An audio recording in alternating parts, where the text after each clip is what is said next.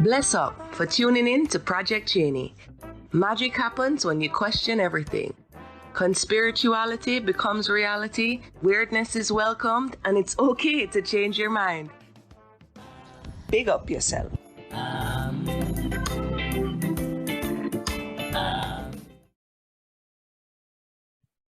Hey, you guys, welcome back to another episode of Project Chaney. I'm excited this time. I have, well, everybody probably knows him now. He's blowing up everywhere. Juan Ayala from the Juan Podcast, and he is going to talk to me amongst a whole bunch of other things, but we're going to get into, I guess you've become the world's foremost expert on the homunculus. So we're going to talk about it today. Welcome to Project Chaney, Juan. Thank you for having me on, Chaney. And people really did enjoy the last episode that we did. So I'm sure this is also going to be another good one.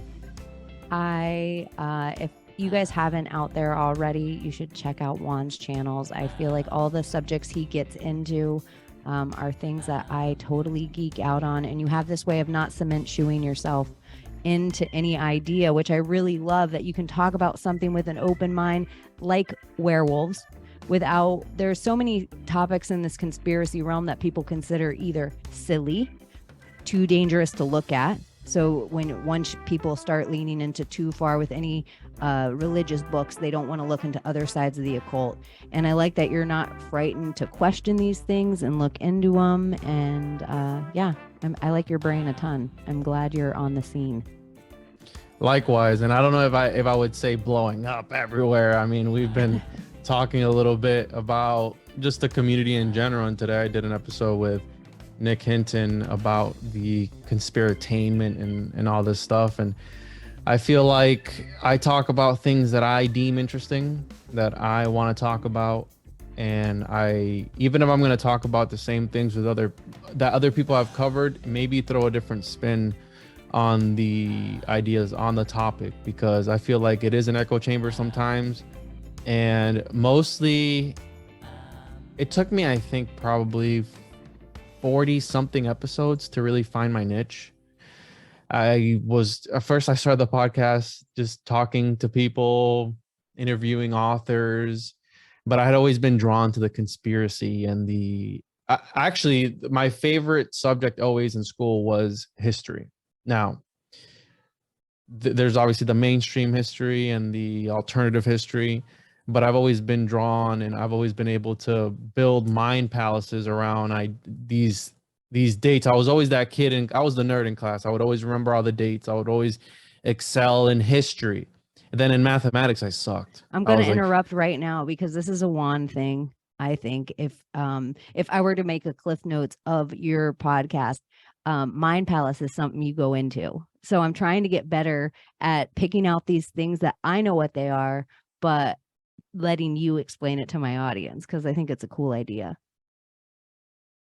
So the concept of a mind palace it sounds very esoteric and occult, and it kind of sort of is, but essentially what it is, it's all chess players, all grandmasters do this, because people, they go, where how are they able to remember all these moves? They understand. So you hear it all the times if you watch tournaments of chess. They're like, oh, he's going into his mind palace.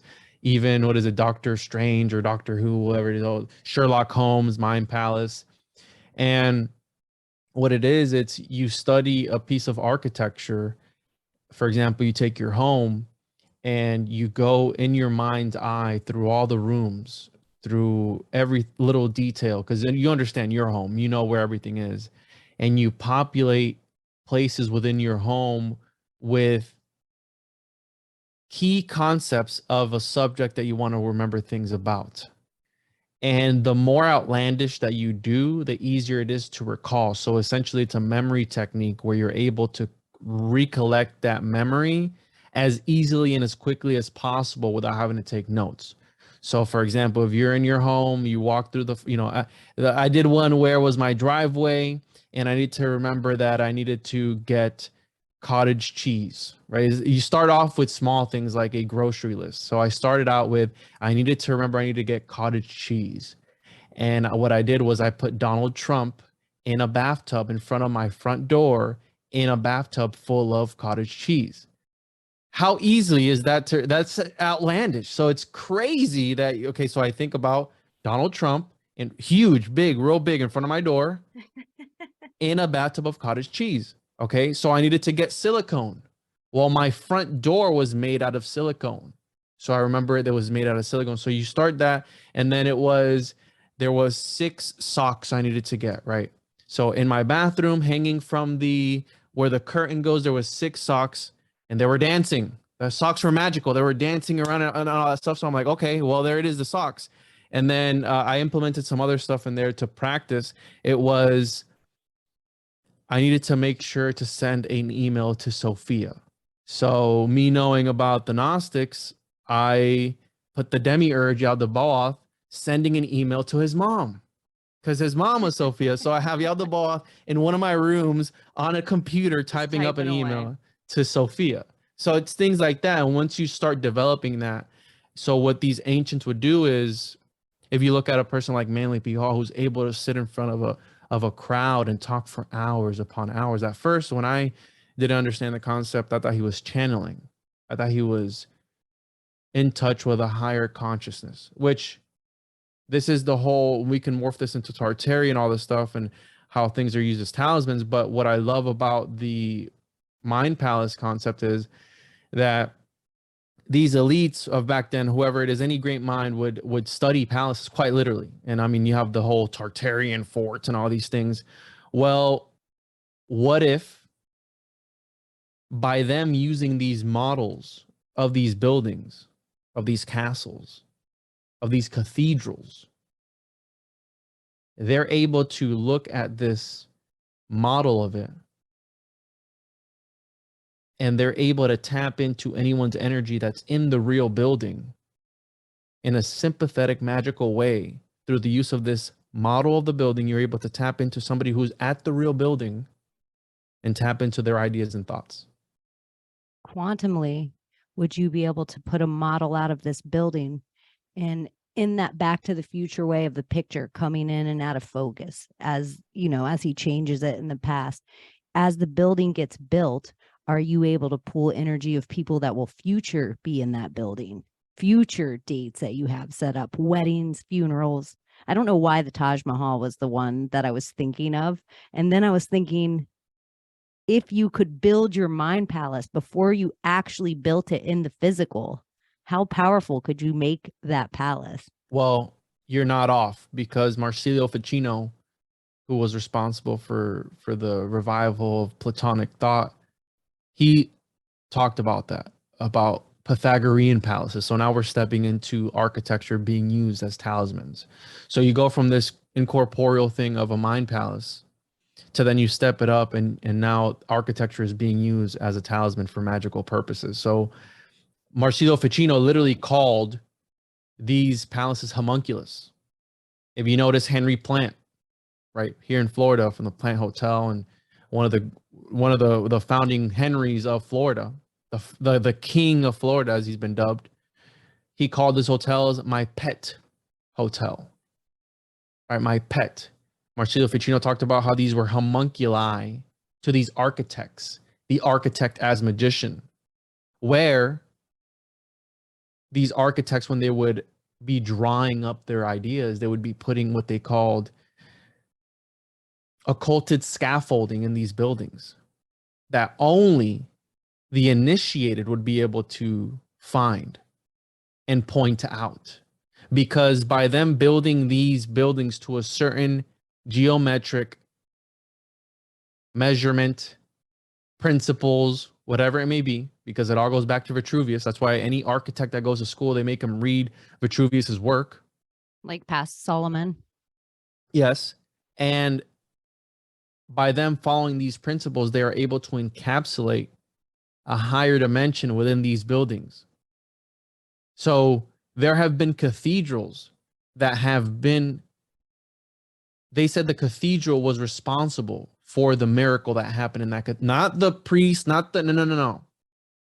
The cathedral was the one that was responsible for this biological change that happened in this person, this miracle that happened, it was because of the cathedral. In a way, and I know we're going to get into this kind of stuff later on, but in a homunculus creation, if you were trying to get out of somebody's magic, if everywhere that your kid was birthed and there was a magic building that everybody went to so it could absorb the energy of the child, would you then seek maybe to go way, way, way far away and find a manger to birth your kid in? If the buildings were magic and you kind of knew. I never heard of the three kings called three magi before. And just in recent studies I'm like, oh my gosh, the three kings that visited Jesus, it would have never been three kings. Why would three kings have walked out to a manger to visit it was three magicians, three magi, maybe three mage. So they frankincense, myrrh, and what's the other third gift that they bring? I don't even know. And I was talking about this the other day too with somebody, but I'll think of the other one. But yeah, I mean, you could see it that way but I want to think about that story of it being an astrotheological concept, not so much a factual thing that happened. And that gets it to like, oh, you're saying that Jesus was... No, I'm not saying that. I'm saying that maybe the ones responsible for writing the Bible, the King James version, that a lot of people are the ones that's the one that they really know about. Those guys were occultists. And James if they Mary Queen of Scots' son. If they weren't, because King James supposedly was scared of magic and demons and all, well, he wrote about demonology. You can look that up. He was surrounded by occultists. I mean, supposedly he hated John Dee's guts. Why? Because he was maybe part of a different faction of magi or magicians, whatever you want to call them, occultists. I don't know.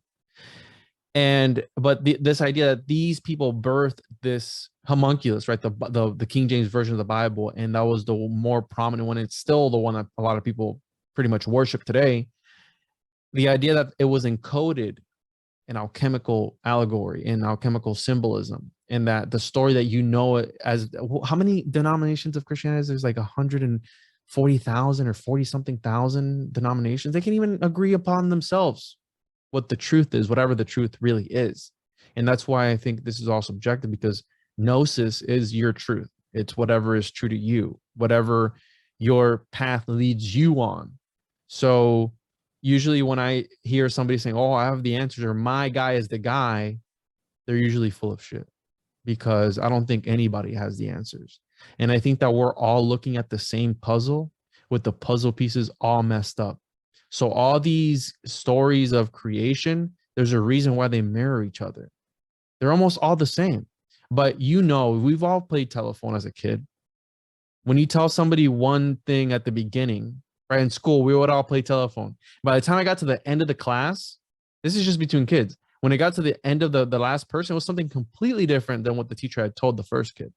So think of that through the centuries, through the thousands of years. Now add in this. It's not just a game of telephone. I tell you the sentence you have to remember, and then I beat you up. And then you have to retell it. And then you beat up the next person. Yeah, absolutely. Only the winner, and only the winner of the fight gets to go on with the sentence. Yeah, the one that exactly. The one that follows the rules and repeats what he was told is the one that lives.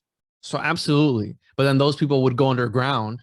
Right? Yeah, we take the real knowledge. Yeah, we occult it. Then that's how secret societies are born, because that's why the Nag Hammadi and the Dead Sea Scrolls, they were just versions of these stories that weren't filtered through the Roman lens. They were unfiltered. They were pure. Maybe it might have been fan fiction. Who knows? Maybe, but maybe not. Maybe it was the truth, because the reason I love the Gnostic texts is because it's so poetic. The way that Jesus talks, Jesus is an asshole. And in the Gospel of Judas, he said he's a dick. He's like, they're like, hey, well, where were you? He's like, I left this dimension. I went to somewhere else. You guys are boring me. And they're like, they resented Jesus in that story. And guess who he confided in? Oh, in Judas. So you have the whole narrative flipped upside down completely. oh, that's heresy, that's heretical. Why? Because it's dogmatic, right? It's not the mainstream accepted idea, but it still exists. So who's right at that point? The Book of Judas would have been a beautiful book if somebody knows the outcome. Only your bestest friend would have turned you in. Mm-hmm. Only your closest friend would have turned you in because they trust you. They're the ones that trust your story, no matter how crazy this sounds to them. And you come to me in the night and you're like, homegirl, I need you to go and tell them. I'm not turning you in. You're not only my savior, you're my bestie. But I know this is the journey. This is your part of the journey. What? Everyone's going to hate me forever. You're fine. You're going to be fine with that. This is the biggest deal. And no one's ever going to write about you. You're never going to be the hero. In fact, your name is going to be the one persecuted that turns in their best friend. That sucks. I know it has to happen. It's such a great glory, though. You're going to be the only one that gets to know it. Mm-hmm. It actually is the tale of it's beautiful. Probably like the love story of Mary Magdalene and Jesus. The missing books out of the Bible are the thing that plagued me. The Enoch, the Judas, the Egyptians, Thomas. Mm-hmm. And I interviewed Jay Widener recently, and I read his book, the Mysteries of the Great Cross of Hendai, and the Marys, right, in the Bible. He's talking about how Mary might have been the creator of alchemy. She was Mary Magdalene. You have Mary, what's the other one? But he goes on to talk about the Marys, and I found that really Mary, all these things. So he goes on to talk about that and how women might have been responsible for the creation of alchemy. That just blew my mind. The idea when people talk about tantric sex, and you really have to do it kind of with yourself before you can have a partner. If you could do it without a partner, truly like the hermetic way, mm-hmm. If you truly hit that, it would be a recreation of yourself without anything else. It would be the highest point of a tantric sex. It wouldn't be an orgasm. It would be a creation, a life that needed to exist. Well, we can play that into the homunculus. Yeah, it's like an idea. Like what? This is such a crazy concept, and not to get too far off. Sometimes I wonder if our belief of things is the thing that made us a slave to the thing. Like we didn't need to eat 3 meals a day, but they just convinced us that we did. And we don't need to drink this much water. They just convinced us that we have to carry a water bottle everywhere now. We don't need to. And if we keep going back, sometimes I'm like, what if we didn't need to have sex? It was really a joining of like some kind of magical thing. But once they convince us of that thing, it becomes the thing for all things. Like, like the fallen angel idea, like, hey, daughters of earth, you guys are looking kind of cute. We want to show you this new plug. There's a conspiracy in my community that whatever I carry in these is actually scotch or vodka and stuff. So they don't know it's water, but there's a conspiracy. I've seen it in my comments like, oh, there he goes taking a shot again. I was just like, isn't it funny that our moms didn't need to walk everywhere around Florida? Like my mom was born and raised in this state. She didn't have a canteen when I was growing up. She didn't need it to go to the Publix. Like they've convinced us. And I remember my dad telling me once when he held a Pellegrino up at a restaurant and he's like, they're going to sell this to you in water. These are going to become your most finite resources. And I remember even thinking that was so crazy. Like who would ever buy water? And it was just pink, pink, pink, pink, pink, pink, pink. But I also think the cities and states that they tell you, this is the best water in the world. You can drink it right out of the tap. In my head right away, I thought New York, Portland. That's the place everyone's transitioning and like losing their religion. Like they're getting fluoridated. Yeah. I mean, 100%. No, they tell Oregon no fluoride in the water. This is the cleanest water. And I think fluoride's the Lee Harvey Oswald of water. So why we're all like, it's that guy over there. They're like, ha, ha, ha, ha, ha, ha. Yeah. I get you. Yeah. So this idea of how you're saying being able to reproduce within yourself, well, that ties back into the Taoists, the monks, something called internal alchemy, which dates back to as far back as the 8th century BCE, before Common Era. Like, this is old. This is goes back. The particular text that I'm talking about is The Secret of the Golden Flower, which is a text that was, I want to say, translated or written in the 17th century, I think it was, either 17th or 16th century. And it's all about meditation. It's about celibacy. It's about creating this life force, because you mentioned tantric sex magic and all these things. And it was about withholding that seminal fluid and everything else within the practitioner. Now, obviously, sperm is a man's thing. They believed that there was a little homunculus within all their sperm, and that we were a magical being. Like, we are a magical being. So what happens when they say turn the light around on itself? So by meditation, after 100 or so days of meditating, you're able to turn the light in on itself. So think of the whole, you have energy coming out of you. You know, we've all seen the chakra man with the field, the torus field around him. Well, it's not always like that. It's emanating out of us. And the practitioners of this meditation are able to turn it in on itself. So it starts circulating within your own body. And by you doing that, and through sperm retention, which is a real thing, you're able to eventually create all these fluids inside of you, and this light start to turn into a crystallized light body. So a little homunculus. Because if my sperm is magical, if my sperm can create life in a matrix, and remember, this is a time when during the 16th, 17th century, the sperm, because of Paracelsus, was given, and even before that, Aristotle, they gave it magical powers. It was this thing that could create life. And that's why these alchemists start to mix it into horse wombs and cow wombs and goat wombs and all these different things. They're like, hey, we can create a person in the womb of a woman. What happens when I start to mix it into a bird womb or something something crazy, or even a flask?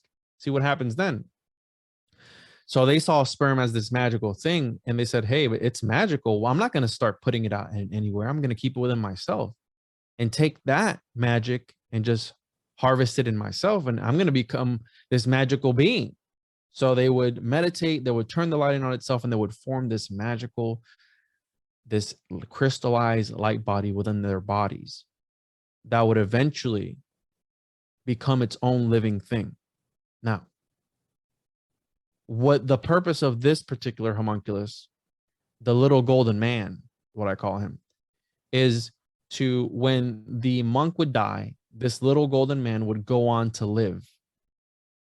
And that monk was able to escape samsara, reincarnation. They wouldn't have to come back, because this little golden being was going to be their replacement in this material realm. According to Paracelsian lore, homunculus, or homunculi, plural, when they live to old age, they become mythological beings. So you have a direct connection with the homunculi and cryptids or any other mythological creature, because Paracelsus says that they become monsters, they become giants, they become dwarves, they become anything, right? Because they're mad. They come from the art, which is alchemy. And so they are somewhere I would have to give this to men, because women create life in the realm of human, and our womb is a whole different thing. Our eggs are our grandmother to our mother to us, like to our in full self. Sperm is like recreated somewhere in like every 74, 100 days inside the body. Like scientifically, what we know now of these things, if a woman can do this in the 3D, even though they have this spiritual connection to the next thing because of the child in the womb, it seems like if a man, their alchemy, if they went through the magic of it to recreate life and crystallize in this way, the things that they would be able to bring into this realm as wizards would be so different than what a woman could bring into this realm. Like their magic would be specifically different. And it would be that idea, if you think of Tolkien or these Star Wars and this Wookiee, you think of these crazy concepts in this like sci-fi to fantasy realm, they would be more creations like that, further expanded outside the idea of like human womb create human. It would be a bigger idea of quote unquote manifestation. I have so I have an answer for that, or something to add on to that, because the opposite, this is Paracelsus was a product of his time. They were misogynists, they hated women. And there is and I feel like I can say this on this show. Yeah. There's a fun. I'll add to it. Fuck them whores. No, I'm just kidding. There's just nothing like that. But there's a fun conspiracy surrounding Paracelsus, because he was 5 foot tall, was deformed, was allegedly gay or homosexual, whatever. And he would carry around the sword. He was the typical mad scientist. So the archetype of the mad scientist is attributed to Paracelsus. Now, Paracelsus isn't just some regular Joe Schmo. He was the father of modern day toxicology. He was a surgeon. So a lot of the things that we use today in surgery, the reason why they give you a certain amount of morphine and just the right amount and not kill you is because of this guy. Okay, you get the right amount of anesthesia because of this guy, because this guy was the one that the dose makes the poison. If you give somebody too much of something, they die. If you give them too little of something, they could still die. So it's like he found just the right. So this is not a regular guy. He was very eccentric. He was very outspoken. He would do public book burnings for people who wouldn't agree with his ideas. But he was also a hermit. His clothes were said to have discolored from being so close to the furnaces all the time. And supposedly he died of, and I could be getting this wrong, of mercury poisoning of some sorts. And so this person they have his skeleton supposedly, and they studied it, and they said that he might have been a hermaphrodite. Now, there were some people who he had admitted to that he was gay, and that's why he had this hatred towards women. He hated women. There's some people who said that he was castrated, right? So that's why he was just disformed, and he was castrated as a little boy. That's why he was deformed and didn't really develop didn't have the drive to sexually want a woman. But then there's this other idea that there was this person that saw him naked, and they saw that he might have been castrated, but it was actually that he had the clitoris the size of a little penis, and that his lips looked like a little ball sack, hence why people thought he was castrated. So he's actually a hermaphrodite, but he had messed up sex organs, because there was he would write about these descriptions of a sex organ, whatever it was, and it wasn't really what the real sex organ looks like. So he was probably looking at his own like, okay, well, it's supposed to look like this, when in actuality he just had deformed parts, or I don't want to get it too far off the rails, and I don't want to shock people out there, but I actually have a bevy of straight lady friends, and I think in the world of internet dating, in the world of the lights being off, men have been out and open about being like, damn, that Thai boy done fucked me up. Like, men have been open about this for the last like decade, where it's just like, what in the heck? That's holy shit, that like a little alcohol in me and I would have gone home with that guy. Where they've been open about it. There is women on testosterone out there in the world that you would never know they're a woman, and your clit will just grow and grow and grow and grow and grow. And so if you were with a bunch of normal penises in your life, quote unquote, whatever normal is, and you were to see a woman who's taken a lot of testosterone's clit, you might think it's a micro penis. Yep. It looks so similar that you would just be like, damn, this dude was the best dude that I ever had sex with. I didn't mind anal with him because his dick was so small. Well, that wasn't a dick. It was a clit. And so I think this is going on a lot more in the world. And I think these transitioned men, they're a boy band member. Like they're like staying in this like preteen looking, they grow the perfect facial hair, even their receding hairlines in the perfect way. They have to work out or they get a little chubby. It's like the testosterone's like a double-edged sword, but so many women out there are on this, and a lot of women that are totally straight women are on it because of working out, like Jennifer Aniston, all those like Hollywood girls that they're like, she has the best body because she's on mild testosterone, which Really? makes her sex drive higher and her clit bigger. So it's like a lot of men, I think they're rolling into situations, because I think we're pheromonal too. So I think men are rolling into situations that their eyes are telling them yes, their everything's telling them yes, their sex drive's telling them yes. They're ending up in the situation where their DNA is starting to swap with this woman, a real life woman, but she has testosterone in her. And so his pheromones are saying no.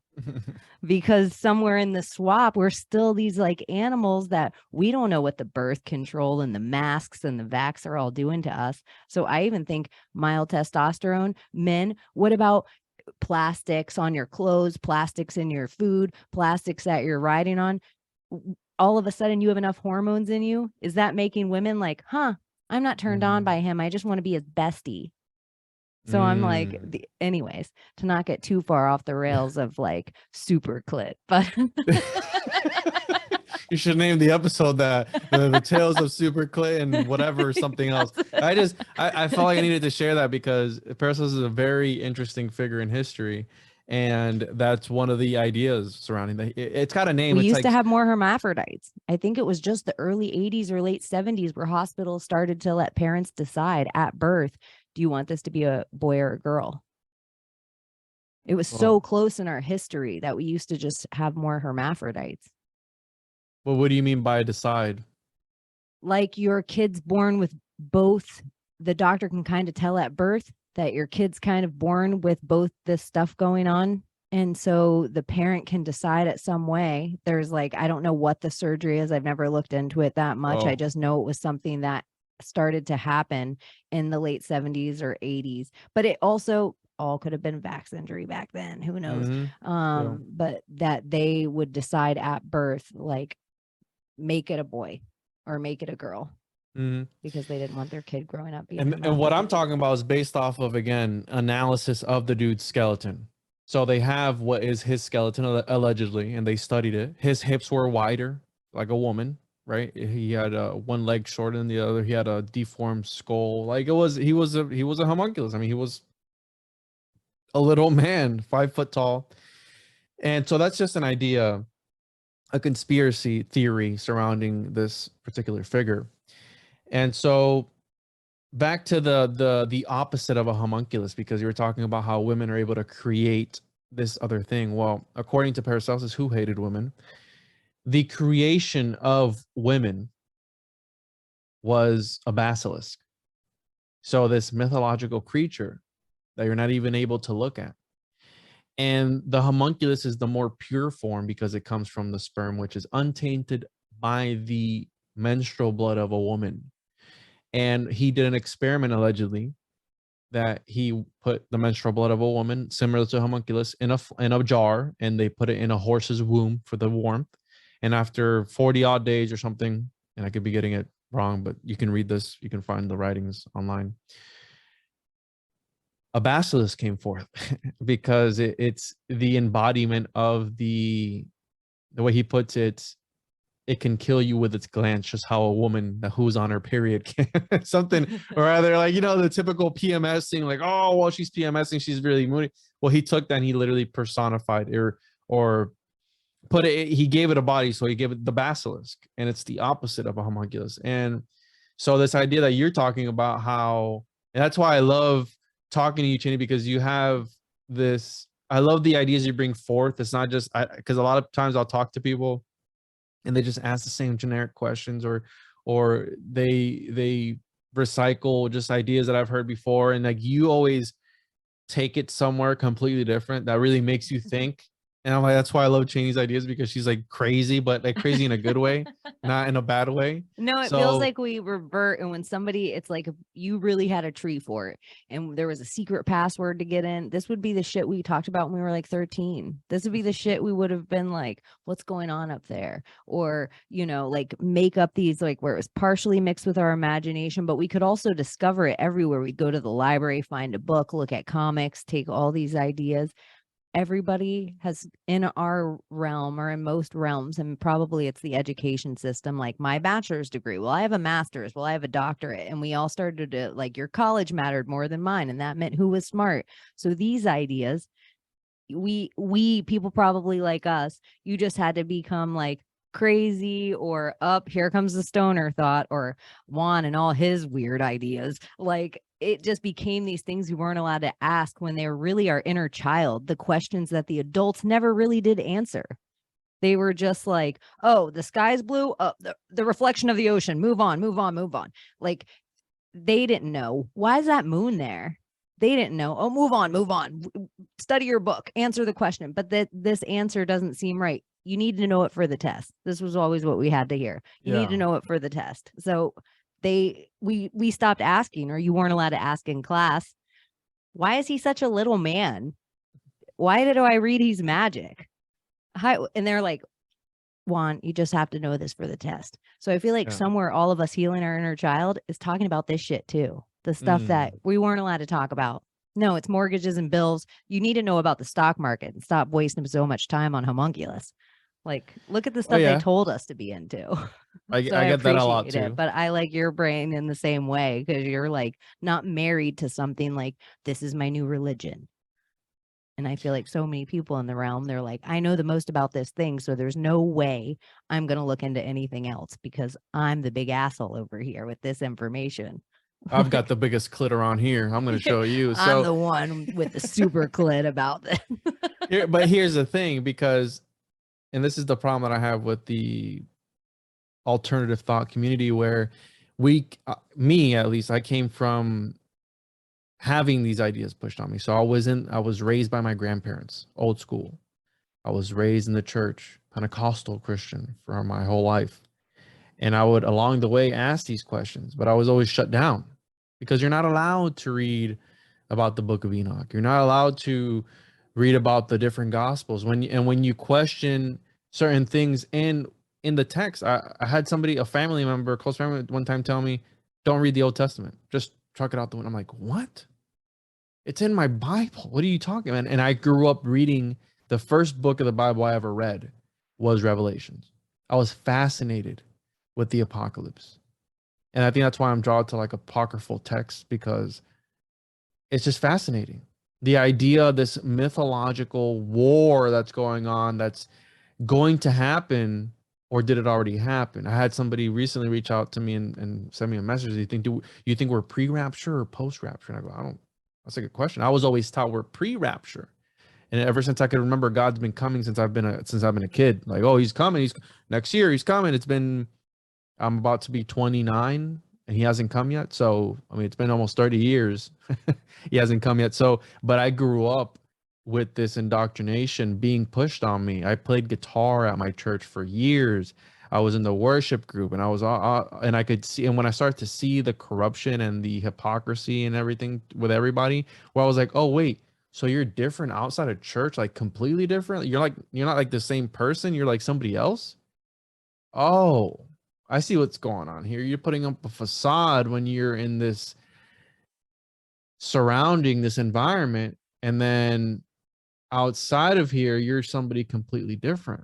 Like, what is happening? And then the Christians of today blow me away. And I was talking to my mom about this the other day. I go, wow, I went to this Christian party the other day, smoking cigars, drinking, cursing. She's like, yeah, that's the new generation of Christians. I was like, holy shit, what were they when I was in the church?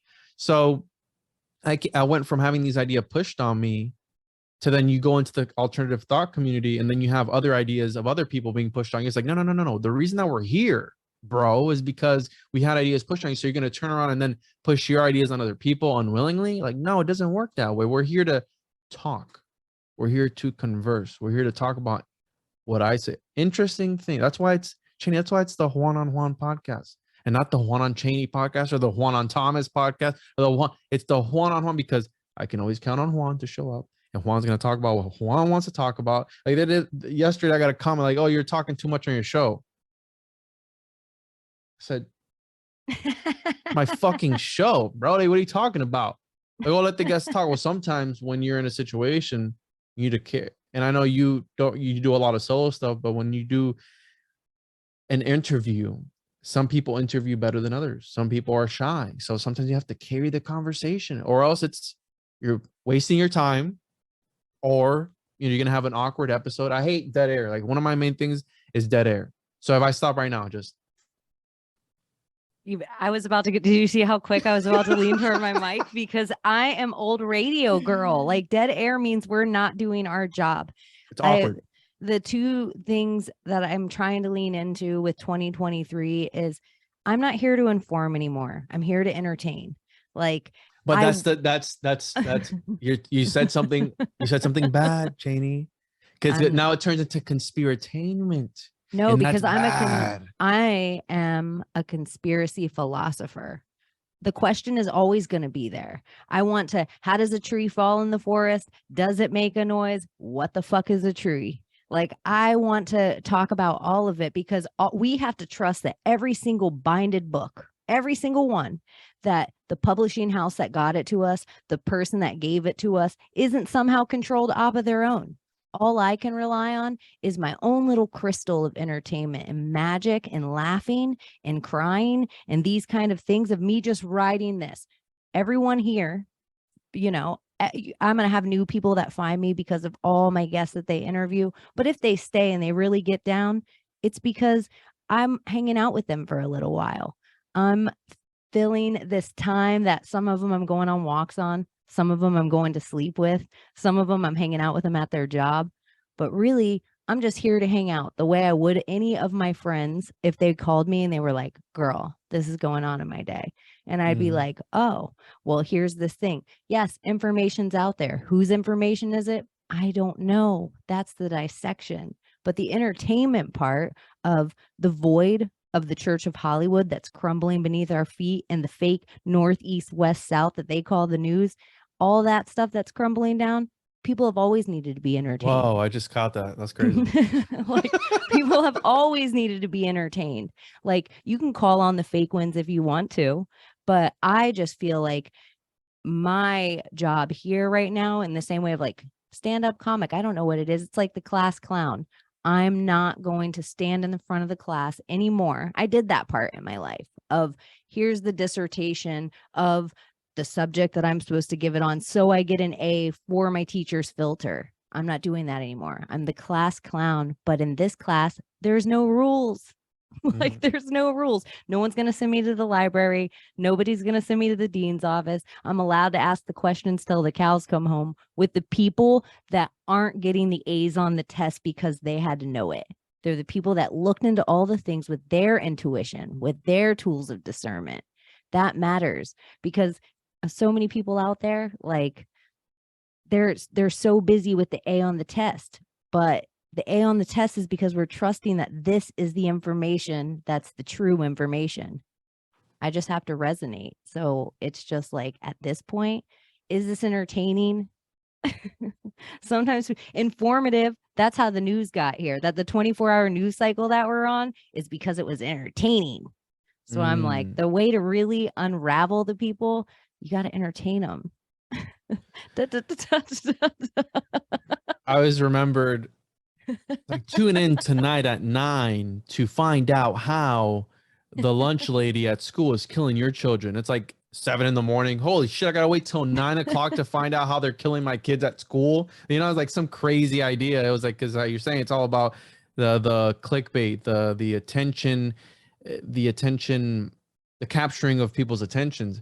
And the reason I say that you said something mad is because it seems like these old heads, the OGs in the conspiracy realm, they're starting one particular one, Michael Hoffman. He's gone on his podcast and other shows and talking about how conspiracy theorists are only regurgitating information and they're not doing anything with this information, which I agree.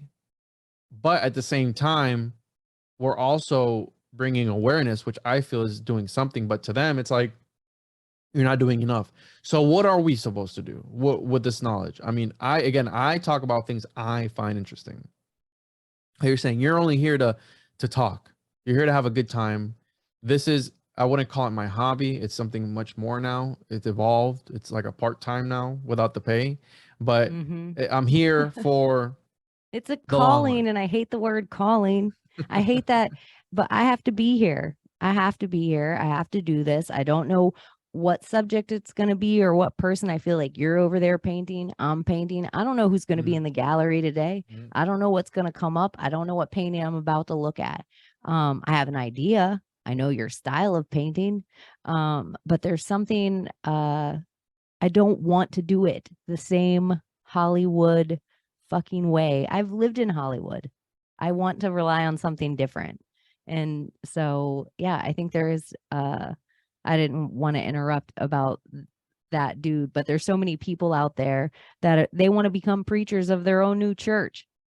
I don't want anyone to cult up with me. I want them to, like, if I had a church, I would, when I baptize them, it would be for them to become their own church. Yes, which is what I encourage people to do. I encourage people to do their own research and look into things themselves and don't rely on just me. I mean, yes, I do the research. Yes, I'm deep down in the trenches reading about grimoires, about beating cow carcasses with dog dicks. Say that fast 5 times. Cow carcasses, beating cow carcasses with dicks.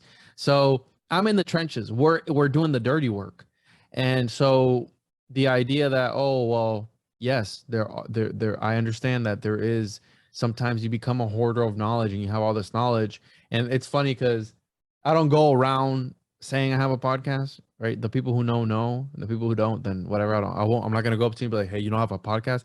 But I love when I'm in like a social setting, which isn't very often because I am a bit of an introvert. And I'll go into this social setting and somebody will bring something up. I like some crazy conspiracy. I can't think of one off the top of my head, but when it clicks in my mind where I'm like, you know, that meme with the guy from Spider-Man, you know, I'm a bit of a scientist myself. It's like, well, I'm a bit of an expert myself, but it's like, I hate when somebody tries to, not hate, but when somebody tries to talk to me about some crazy idea. And I'm like, dude, you don't even know crazy idea is my middle name.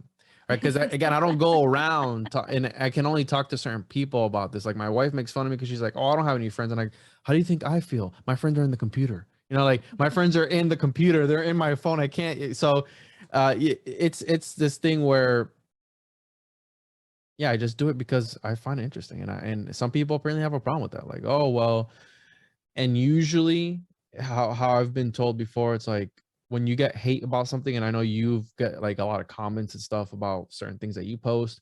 Well, just know for that one asshole that's writing to you, there's probably 9 others who support you 100%, but they're just either not on that social media platform or not, either too shy to say something. But there's those people who are going to support you, and it just so happens to be that 1% of dickheads who are the ones that are most vocal about things, that are the ones that are gonna come out and be like, hey, you know, your hair is stupid or something like that. Like whatever stupid thing, like it's ridiculous. But point being that it's bothered me that there's people coming out saying that it's all just entertainment nowadays and that there's nobody doing anything. I feel like I am making a difference, helping people, and I hate using the term waking up, but helping people find maybe their voice, maybe their whatever it is. If they're able to break out of some sort of cycle by listening to my show and looking at things from a different perspective that is constructively good for them, then I've done my job. I don't think it's a wasted effort. I don't think it is. But at the same time, it's an alchemical process. So you do need that laughter in there. You do need that entertainment aspect in there to keep people here, because people aren't going to listen to it if it's just, hey, Chaney, how's it going? It's funny that yours is one-on-one. Mine's Project Chaney, but it's Project Chaney. And my whole first season, I didn't get put out any video anywhere, even though I had video with all my guests. But so many of the things they walked through and danced with, and it was really just, I wanted them to say the words. I wanted them to say the words that I was looking for inside myself. And so it was just a project of projection, was a whole entire thing. These are the ideas that make my little kid brain. These are all the big concepts that go on in there that I was told, like, when I had to play adult and have my 401k, and before they decided to, like, looking into the New World Order and everything that we all kind of lived through over the past 3 years. That's always what I thought was going to happen for the last 20 years, like handing out DVDs on the street. Wake up. This is really who Obama is. Obama deception, like going through my info warrior stage and like doing all that. Then we went through it. And then when the rubber met the road and I got to see who everybody was. I got to see who was real, who wasn't, who only said what they wanted to say in a microphone, but then went into their real life job and covered themselves with medical paraphernalia. Like, I got to see. And so it was like, that was a whole shadow work of myself, because it's the as above, as so below, as within, so without. So in the whole part of it of shit, you're the ugliness you see in the world. This is the parts that have to heal. These are all I'm just like, okay, maybe the real way to wake up the world to all this is let me wake myself up to some other things. Like, maybe I need to be validated in magic. Maybe I need to be validated in these things. So it's like to bring on people that are as geeked out on subjects that I am. They ask the same questions. They're opening all the books, but they're opening books from people that asked the questions 1,000 years ago too. People that asked the questions 200 years ago, books that were burnt, things you weren't allowed to read. Like, some of the scripts and texts that people are coming across are stuff that you can't get in certain countries. Like, this is kind of the beauty of all your friends being on the computer. And it's like a hobby, but in the hobby of going within so much, all of us going within and accepting loneliness and accepting, like, well, I guess I'm going to play with my Legos of ideas alone. It's like, in that, after we all kind of heal in this way, we get this super tree for it online of people asking questions I didn't even know existed. Like, even the homunculus idea, the whole concept. Do you know how many ideas attached to this one idea? That, yeah, maybe 1,000 men before you asked, but you're the first avatar on this computer that I heard asked. And so if it's all a project of projection that we're all doing, if it's all our own private one-on-ones, you're the avatar that knows this thing. So it's just like, why did you look one day? What was the synchronicity that brought you around? Why are you all here that you kept digging? And it is to wake people up to it, like, because you woke up to it. So it's like, as within, so without. And so I don't know. It's this whole, everything's attached, and it's all so goofy. And we're in this silly world that we're grown-ups. Out there, we have our like real bills and houses and roofs and hurricanes and voting, not voting, religion, not religion, all these silly things. And then inside here, we get to play with these crazy concepts that hopefully. But I'm the same person though, Jenny. Like, me too. I am the same person in the computer, in this metaverse, that I am outside. The only thing I don't do is I don't go around. I'm not going to go up to somebody at the grocery store and be like, did you know that in the 16th century, they were making artificial men that they would use as magical talismans, that they would dissect and use their body parts for different purposes, for magical operations. Did you know about that? Because they would look at me like I'm some sort of fucking psycho. Right. So there's only a certain amount of people you can same do that store. with. You're scanning your stuff across the thing and you have something weird. Like, let's say you got like a butternut squash. You're sliding across, beep, beep, beep. And there's like the cashier there and they're like, that's a big acorn squash. And you're like, this little homunculus, beep. And you just go on. You probably do drop that shit. No, I know. But if it was the other way around, when she's scanning, she goes, wow, this looks like a homunculus. I'm like, holy shit. Like, you know what I'm saying? Like, that'd be crazy. That would be wild. Like, if I see somebody, wow, look at this homunculus. Or like, I'll look over. That would be nuts. I went to Disney recently and there was a Stargate, a literal Stargate at Disney. And I'm just taking pictures of it like a freaking madman. And nobody seems to notice, because I feel that again, back to the architecture as the most magical place on earth. I feel like when you go in there, and here's the thing, maybe they might have been mining off of my energy. Who knows? But I did feel a certain type of way when you go in there. It's like it's a weird feeling. I don't know when the last time you went to Disney was, but it's a different atmosphere there. And I think it's done on purpose, because I think there's no bugs.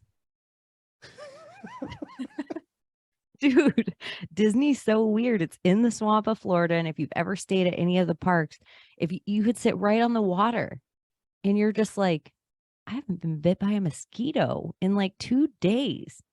But there's gators, because there's been kids have been taken by the gators. I don't know. That part makes my eyebrow like, oh, come on. Cover. Then it would be happening all the time. In Florida. I know about gators in Florida. Like everybody in Florida, it's like an old, like somebody knows somebody whose kid that got killed by a gator. Like it's just a thing. But Disney, I'm like, do you know how many times I've been in Disney lakes and Disney ponds and Disney things and taken Disney things across, and how many other kids have? One kid in the history of Disney. That's in Florida, in the Everglades, or in the swamp of Orlando. That's crazy to me. One kid, it would at least happen every other year. Mm-hmm. Like, well, that's what I'm saying. It would happen more if it was what you're alluding to, because I know exactly where you're coming at it from. But what if it was Walt Disney's little homunculus, his little crystallized golden little man, just taking people for whatever magical purposes? You know, just running around the park. I'm surprised it doesn't happen more with the tunnels that we know aren't under Disney. I'm surprised 100%. there isn't like I'm surprised a gator every other year doesn't a gator, because we know they have robot gators. Like we know the whole Disney setup. We've all been on the Jaws movie, the Jaws ride. Yeah, Universal. You remember that? Yeah, that's where I'm like, they could just grab it and put it in an underground tank, and to be like, that would be so easy. This is one in Florida. Do you know how many people go missing out at boats all the time in Florida? And kids that just go missing, that they find their boat? I always just thought, oh, in my naive brain, even when I was all looking into the Epstein of it all, in my naive brain, I'm like, oh, that boat got away from them kids. They must have rogue wave. Mm-hmm. Are you talking about the recent one, right? Those two there was 2 in the last 2 years. Yeah. But now I'm like, oh my gosh, pirates just grab kids off a boat, done and done. Mm-hmm. Yeah, no, I know exactly where you're coming from, but I feel like the scale would be if they're trying to fuel some Moloch statue or Baal statue somewhere, right? For like feed me more or something. I think they would require more than Arbeck. Is that the Greek, or Egyptian god, the gator face? Oh no, I don't know. The half dog, half gator one you're talking about? There's like Thoth is the ibis face. How they all have the different faces, and one of them is a gator, and I think it's like a half dog, half gator. I think. I'll look it up, but yeah, I know what you're talking about. Yeah. Oh my gosh, you can share your screen if you want to. Hey, back. No, is that I freaking bought these loud ass keys when I should have got like quieter keys, so I have to mute myself before so the Egyptians actually had I'll share my screen real quick, but the Egyptians actually had a homunculus god. It was a god that was this little thing here. So where is it? Bes was actually a god, the bow-legged Egyptian god of childbirth, and it was a small little man. And they worship this thing, the Egyptians did. And so that's a homunculus. I let one of my friends borrow a book of mine, and it was my favorite reference book for things. And I didn't realize how much I used it until I let them borrow it. But there was I think it was a Mesopotamian. It was like the first deity.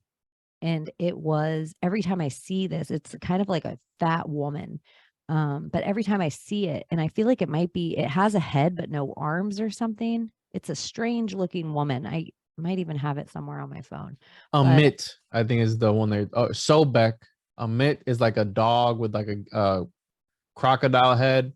And then Sobek is an Egyptian deity with a complex and elastic history in nature. He is associated with the Nile crocodile or West African crocodile. He is represented either in its form or as a human with a crocodile head. So it might be this guy, Sobek. The Egyptian symbology would be the number one thing that I would bring to you in Old World Florida to attach it all to Florida. Every single one of those gods is all something that you can find in Florida and not Egypt. And the number one thing that they show in Egypt that makes no sense, that's such a Florida Southern thing, where if you look how big Florida used to be, Louisiana, South Georgia, corn. Corn is not an Egyptian thing at all. It's a cornspiracy is what it is. It's totally a cornspiracy. It's corny. Yeah, well, I'll have to talk to him about that because that's actually a really good idea to do an episode on, to where like everything Egyptian is actually Floridian. to Florida. All of which America's. Is another thing that I talk about a lot is the Florida connection to everything.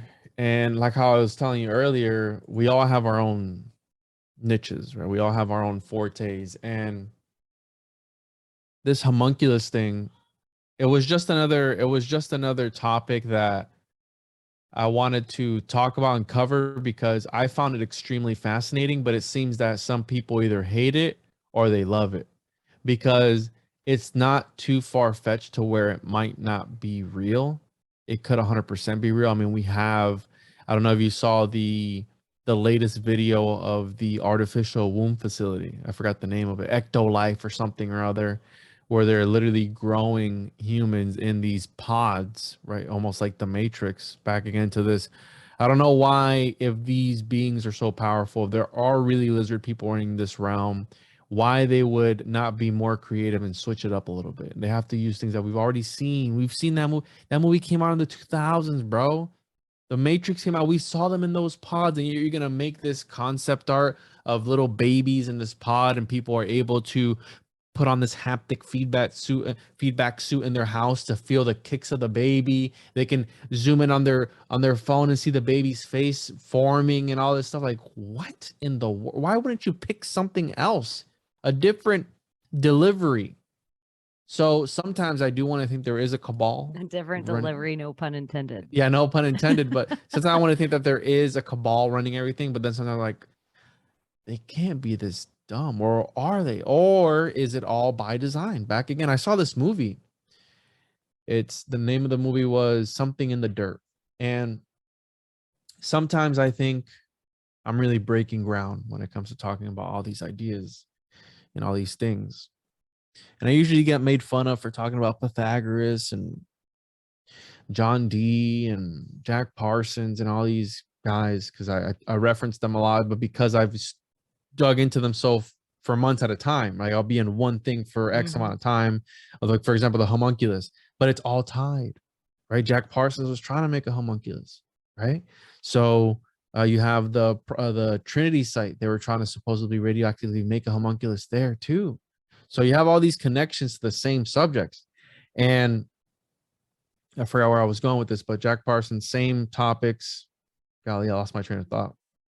No, I totally agree. I think when you look at all these ideas, and then I think of like charging a sigil would be a type of magic, or a horcrux, I think it's called, where you can take an item and charge it with things. Or we talked about like maybe the spear of destiny being a charged relic of some sort. Ben Balderson and I were talking about that maybe being like slowly a charged relic, and that's why you'd want it. And then the idea of a bigger concept of what if it wasn't just a relic that cut Christ, but it was a relic that cut every single one of these prisoners, and then it was charged in that kind of way. And then it was like, holy shit, you're making like a concept bigger to me of like certain metals would be more precious than other metals, and then why you'd want to take a certain empire's metal and spread it out all over to the world, almost in like that Terminator Mercury way. You brought up Mercury earlier, and there's so many ancient cultures that use it in their magic and in their spells, and then we find it in our vaccines. And so it's like these are all kind of sorcery. And then I think it's seance, not science. It's all seance. Science used to just be called earth philosophy. Like it used to just be like, what does this herb do? I don't know. I wonder. I believe it does this. I believe it does this. And then the alchemists would take it and like figure out what it really did. They've occulted it, and they've put it to where only a select few, there's a freaking gnat in my room right now, it's driving me insane, where a select few people, so only the people in the right, it's a government drone. It's the people in the white robes, right? The seantists, who you have to have on your almost like a secret. So are you doing a ritual again? You put on your white robe and you go into this lab, and only those people are the ones qualified enough to talk about what you're saying. Oh, well, this does this. Well, do you have the piece of paper that says you can talk about this and be heard and be taken seriously? Or are you just another podcaster without an education?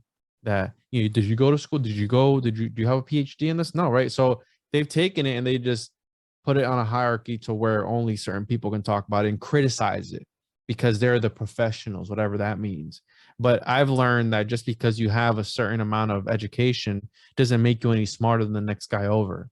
Because some of the things I talk about, I'm pretty sure a lot of people have no idea what the fuck I'm talking about, but only because we're all in each other. You know, I'm in my realm, you're in your realm, and so on and so forth. But I had gotten okay, so the idea of talking about certain subjects, and I lost my train of thought again. Golly. Okay, it's that drone, I'm telling you. It's that damn gnat that's circling around. I'm trying to go back to homunculus. But this damn gnat charged homunculus is this new concept I was thinking about before this episode today in the Walt Disney of it all, is in the Spear of Destiny. If we could charge something with that, could we have a charged homunculus idea? And the one I had for it that just keeps coming up, and maybe these are like all reasons that I love your podcast so much, is because I'm obsessed with Florida. I think it's the real Atlantis, and you go into so much of that stuff, which is also our Disney, our NASA, all of our little kid stuff that we grew up on that nobody really understands, like how, like what we grew up on it different than them. You are all into magic, which is true. I feel like you kind of had a same basis of upbringing that I did, but the homunculus that I want to give you is Mickey motherfucking Mouse. Mary Magdalene. What's He's M? a Disney created little man. He was supposed to be a little rabbit at first, which goes into the whole, they love that rabbit symbolism. And then his copyright is up, I think right now. So everyone should use Mickey Mouse on all their merch. It's a sigil. So a corporation, the definition of a corporation is an artificially created persons by a group. And when you attach a sigil to that, I mean, you're making magic. It's also, the other definition is, I think, corpse or something like that. So you're talking about necromancy. Mary Magdalene, allegedly, she did some necromantic stuff right with the resurrection and all that stuff. So, and the craziest part of it, because I didn't start with magic, and I don't care if it's with a C or a K. I think I hate Crowley. I'll say that. I think he was a piece of shit. I didn't start with that originally because, I'll be honest, I didn't believe in it. But when you start to really unravel the whole thing, it starts to make more and more sense. So I don't know if you've read Genuflect yet by No, I haven't. All right. So read that book, and I can send you a copy if you like. Once you read that book, it changes your entire perspective of whatever it is that we're in, as far and specifically the homunculus, because I'm not gonna spoil it for you, but the idea of magically charging something, how you're talking about the Spear of Destiny with Balderson. Well, that's the whole premise behind the use of a homunculus. It's an artificially created person that you essentially murder for a magical purpose. Now, depending on which grimoire you read is which outcome you'll get. So different grimoires, and here comes this drone again. Different grimoires have different purposes. So if you let one grow up for a year and you vivisect it, you'll be able to anoint your feet with its blood and walk on water. If you take the skin of its forehead and you wrap its heart in it, you'll be able to see spirits. If you let it grow for 2 years and you bury it into the ground, you'll be able to grow a tree. So it's very grotesque, and that's why some people love it and some people hate it, because it's like, wow, this is really dark. But take that into account into the whole QAnon, Hollywood, Hollyweird. What a better way than, instead of going out and acquiring children that way, right? To use code words, to use alchemical code words. Why not just create your own little people that you could use for your own magical purposes, which isn't too far-fetched. But if you start digging deeper as to why the Kardashians, for example, use surrogates, almost all of them use surrogates. What's the purpose behind that? Because Beyonce. Yeah, all of them. If you really look at the list, it goes on. And I'm trying to be cryptic here a little bit. I don't know if I think this episode's fucked for you too, but no, that's just my opinion. But Crowley wrote about the homunculus in 1917, I want to say. He wrote a whole thing about it. And the thing about magical systems is that they're meant to be adapted to whatever your need is. And that's why I started with John Dee, because John Dee really, a lot of all these secret societies piggybacked off of what John Dee was on. So the whole Enochian system, the Golden Dawn took that, made their own thing with it, which is fine, because that's what magical systems are meant to do. They're meant to be adapted for what purpose you want to use it for, and you go on and do whatever works for you. Awesome. So Crowley wrote about the homunculus in a different type of way. He wrote about it in the way where it's like a regular human up until the 3rd month. Right before the 3rd month, a soul hasn't touched that fetus, right? The baby doesn't have a soul. So what he said is, in a ceremonial magical setting, you're supposed to copulate and have intercourse. The man's astrological alignment needs to be a certain way. The woman's astrological alignment needs to be a certain way. You need to keep track of the planets and the stars and everything. And you're supposed to invoke. You're supposed to do it in the middle of a desert, because no rational human soul is going to be roaming the desert. And we have all these stories of wide open areas where Jesus was tempted in the desert by Satan. You have the story of the Exodus. They roamed in the deserts for 40 years or something or other. You have Florida. What is Florida? It's a swamp. It's an open area. There's something about these open areas where the energy is different. I think there's portals and all sorts of crazy stuff. But he said you need it to be in a desert setting, in a place where it's open. So you have Zorro Ranch with Epstein in the middle of nowhere, literally nestled into these mountains in the middle of 10,000 acres. The woman, once she became pregnant, was to be put in a consecrated circle. If you look at the Zorro Ranch, where apparently he was trying to impregnate over 20 women for his master race, He has a consecrated circle on the outside of that property, okay, in the middle of fucking nowhere. And the compound is 33,339 square feet. So again, using the architecture as a talisman, but then using this human baby as a talisman. Okay, so that's what Crowley was getting at. Once this lady becomes pregnant before the 3rd month, during the gestation period, you're supposed to invoke an entity into this baby. So that's how you get the story of the moon child that he later went on to write. And it was a story about 2 different factions of magicians fighting over the birth of a baby. Because again, these occultists write stories. So that's why I'm telling you, read Genuflect. By me telling you all this stuff, just keep in mind, it's a story, but is it really a story? So Crowley wrote about a moon child, and the whole thing was about fighting over a homunculus, because the child will be regular, except the soul that took over that child is of this entity that they want to bring, whatever energy they want to usher in. I mean, that's the whole thing about these guys. They want to bring in a new aeon, a new age, whatever it is. And Parsons maybe did that. If you look at what happened after Parsons, it was about the sexual liberation of society.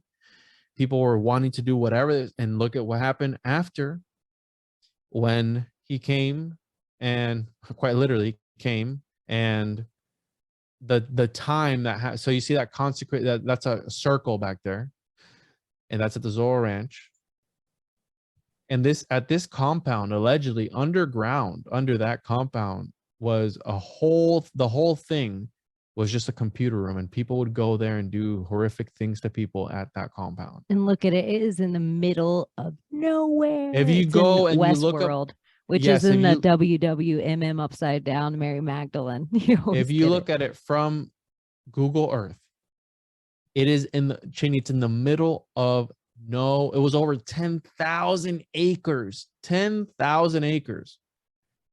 Okay, so the idea that he was trying to birth a homunculus out there, that's why I take it from the 8th century BCE and I drag everybody through the entire history of the homunculus up until recently. This is Epstein Island, and there's part of it that used to be covered with a big, with a big tennis court. From above, it looked like a tennis court, but it was just a tarp. And it's this square right here that if you look at it, it almost looks like the movie Apocalypto, where they come in and there'd be some kind of ritual that took place. If you look at it right here, there's a big clock. And I encourage everyone to go and look at these pictures. I used to be able to find them all online really quick. But there's almost like a big sundial right here.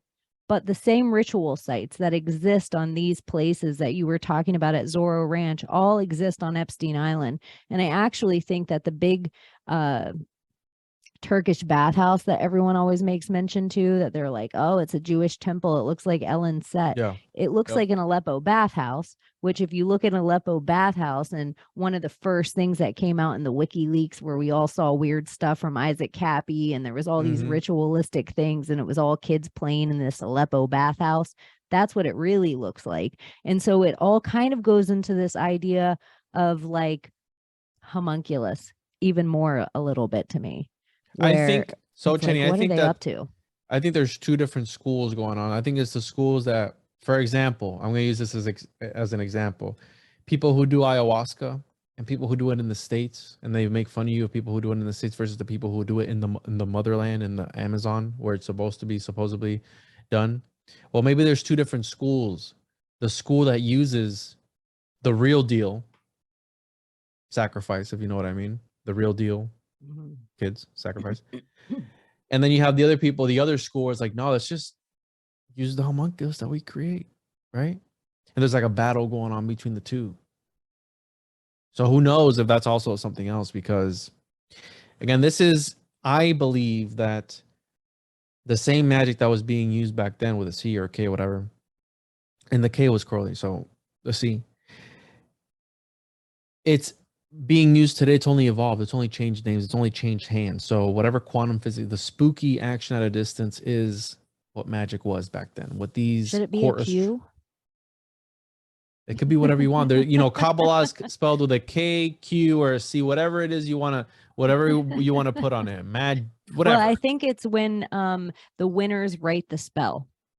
So like Phoenician, yes. The PH with the F is a real big battle. And I even think it's gnosis. That should not have a G in the front. But then we have that heavy G in the middle of the Masonic compass. Why do they want to G us with our odd? Why are they taking their yod and wanting to put a G on it when we shouldn't call God by his name? If we go by the text where we're talking about the God. And then I think it's funny. This is like kind of off topic with the Jesus idea and the homunculus.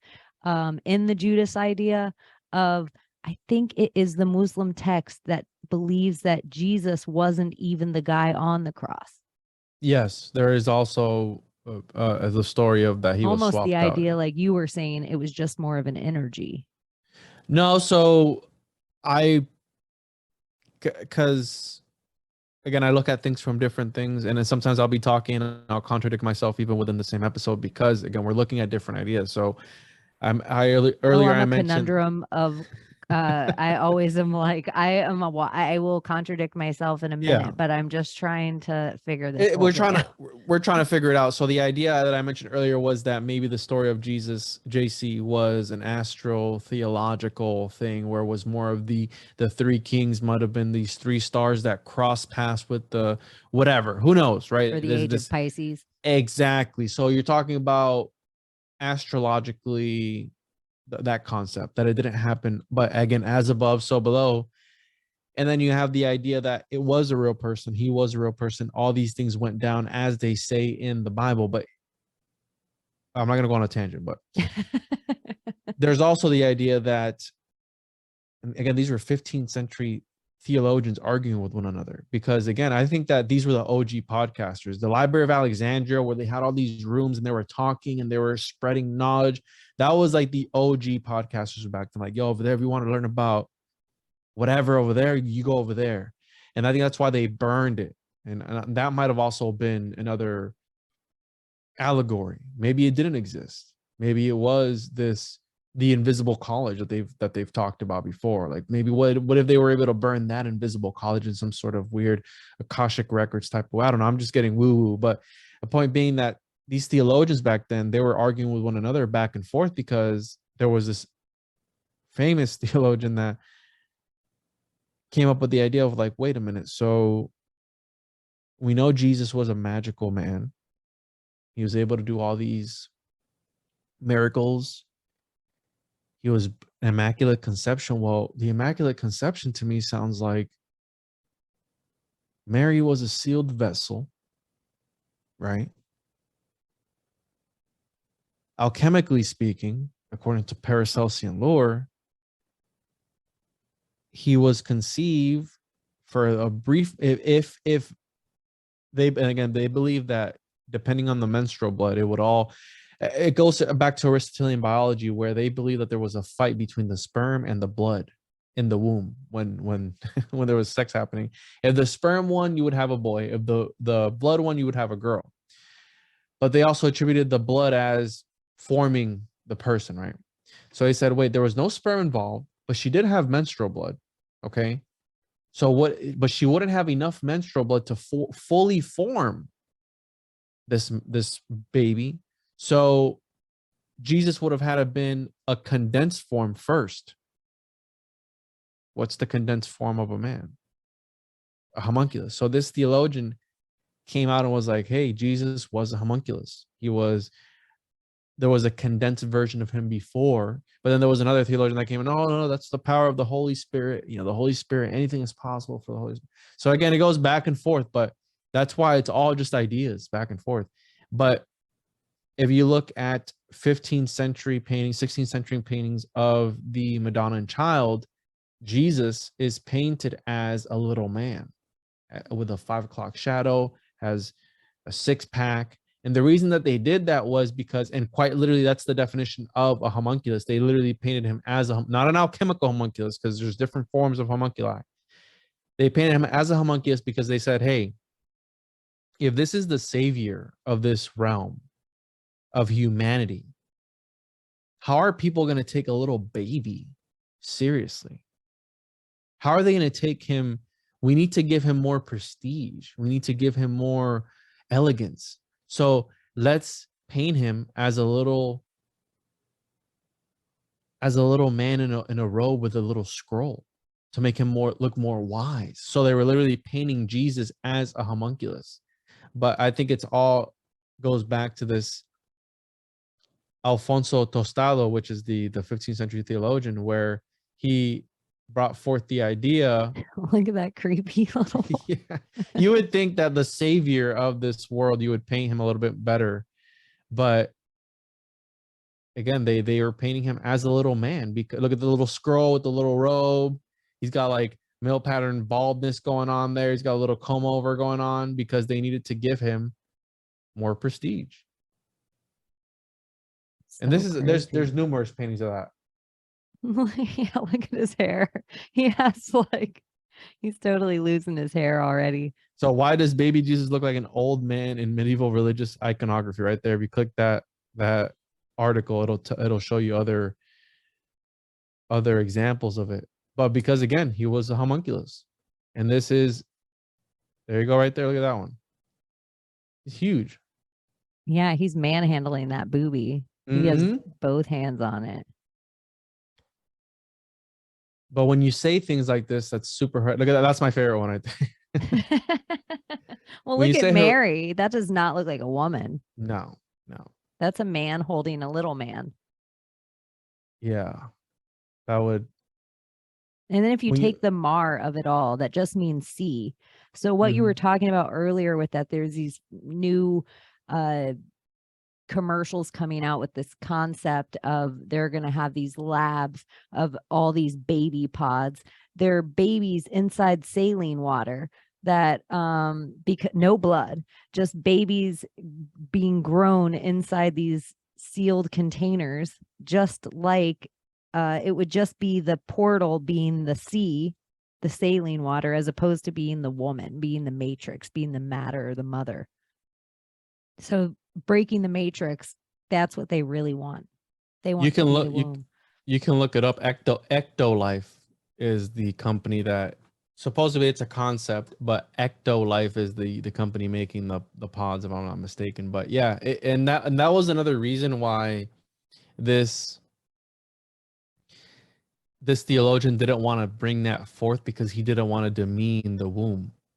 He didn't want to make it something obsolete where it's like, wait, you're kind of talking down on it, because essentially anything can be a womb, right? Women were seen as just incubators back then for the sperm. In that how somebody put it, the sperm was, I forgot how he put it, but he pretty much compared the sperm was the wood and the woman was something. Anyways, it was like this whole thing where essentially the woman was doing nothing when it came into the conception of children. But again, it goes back to Aristotle took Pythagoras' ideas of eugenics and spermism, and Aristotle just elaborated on it. And Aristotelian biology was a big force up until the 18th century. It was, again, it evolved a little bit, but at its core was Aristotelian biology. So we're talking about a guy in the year 500, 600, whatever year he was with Pythagoras and all them. His ideas survived till the 18th century. If you really think about it, it's not that long ago that these ideas were circulating. You have Galenic, not philosophy, physiology, where were you they going believe through your mind palace just then? Yeah, I was searching. I was going through all the file your cabinets. Sock drawer. Yeah, and Galenic physiology, where every single body part was attributed to something, and I can't think of one off the top of my head, but the eyes, again, there was medicinal cannibalism back then, by the way. Mm-hmm. If you were to ground up their eyes and put it in some tincture, it's not too far off now. People are still grinding up rhino dick to like doing things. Yeah, no, absolutely, for fertility and all these other things. And there is a black market for animal penises, exotic animal penises. So it makes me think of maybe perhaps and I'm going to talk about it because I have to talk about it on this podcast. The one thing that really drew me down the homunculus route, how I was introduced to it. Manly P. Hall even wrote about homunculi. That's how influential was that. Manly P. Hall, he's super serious. He wrote about homunculus. And and hopefully I'm going to say it right the first time. Is it Guinness or Guinness? Because I got made fun of the other day for saying this wrong. The Guinness Book of World Records, is that how you say it? I thought it was the Guinness Book of World Records. Guinness. So there's a guy who has a record for the biggest homunculus on the Guinness Book of World Records. You can look up on their site, biggest homunculus, and it'll pop up. It's a record. And it's from a tale from the, I want to say, 19th century. It was about a Freemason with his assistant, and they made 10 homunculi. And it was kept at his Freemasonic lodge, and the homunculi could tell the future. One could turn invisible. It was a whole thing. Now,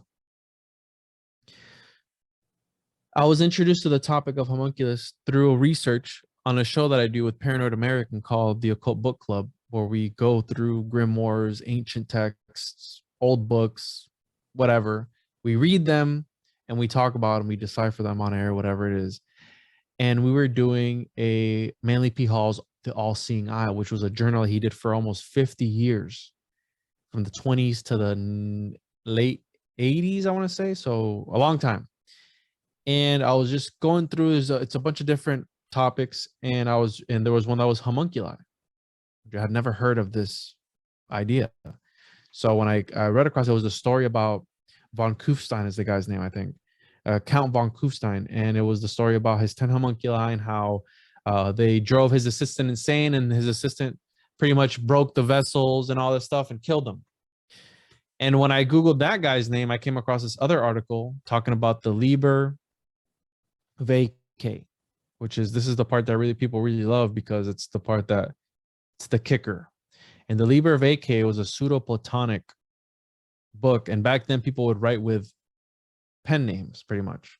So I would write as they label it pseudo-Aristotelian or pseudo-Galenic or pseudo-Platonic. And as you take these great minds and you write as if you were that person in order to give the text prestige. So people would be more inclined to reading it.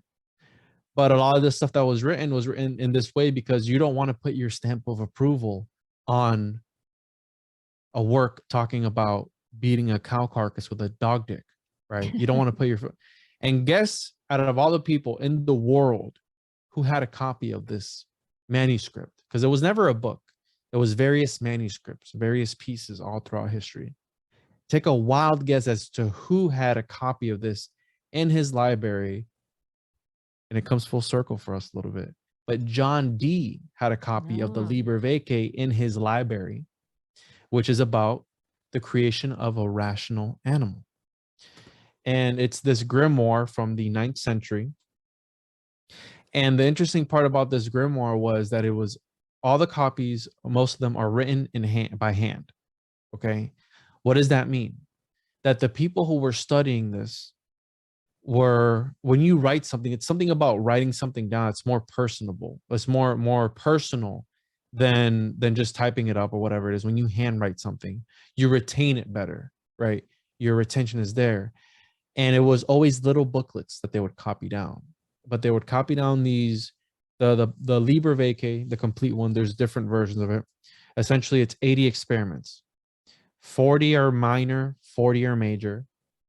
And it's posing as a work of Galen, Galen writing about Platonic work, one of the two others. But it was these two great minds, and it's about how to create this rational animal. But it also has how to create candles that don't turn off, how to grow trees quickly, how to make a house appear as if it had poisonous snakes in it, how to drive somebody insane through the use of, in a building, driving them mad.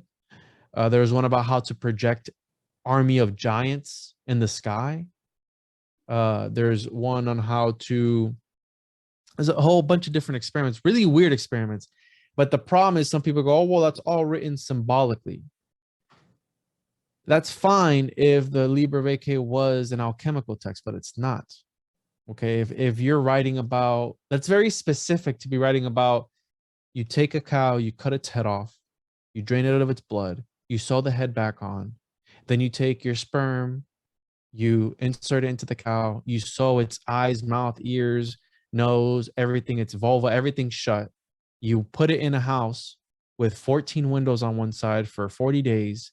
And then after 40 days, you take this gelatinous thing that comes out of the cow and you form it into the shape of a man. You make this weird concoction that you dip that little gelatinous man in. It'll grow skin. Then you take that little thing, you put it in an alchemical vessel, and that's your homunculus there. After 3 days, you start feeding the blood of the mother that you took out at the beginning. That's all very specific to be talking symbolically. So the idea that it was symbolic, I don't buy it. But also there are other scholars that believe that this book was a grimoire on how to create an artificial demon. So some scholars looked at the homunculus as an artificial demon of some sorts. Now, I don't agree with that either because, again, as if my fucking opinion matters, like my scholarly opinion matters. But the reason I don't agree with that is because these grimoires of this time was what they would call Christian magic, magia naturalis, which is natural magic. So you were using things that God put in nature, and you were only, again, back to Aristotle, there was things known as spontaneous generation and sexual generation. So spontaneous generation is you get A plus B equals C. So you take a mixture of two things and you instantaneously get the byproduct of it. Then sexual generation, you get the sperm or the menstrual blood of a woman, et cetera, et cetera.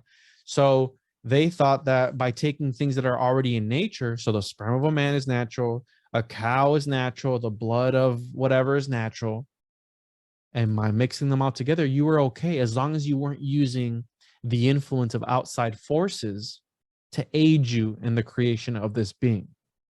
And that's why when I did the episode with you and I put you as Mephistopheles and I was Wagner, because the only way that Wagner was able to create the homunculus was because Mephistopheles was there, essentially saying that he was aided by a demonic force in the creation of the homunculus in that Faustian story.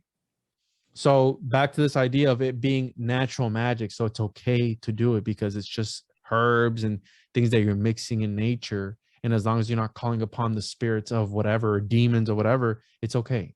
And this is what these guys were thinking back then, where it was just natural stuff. What in the?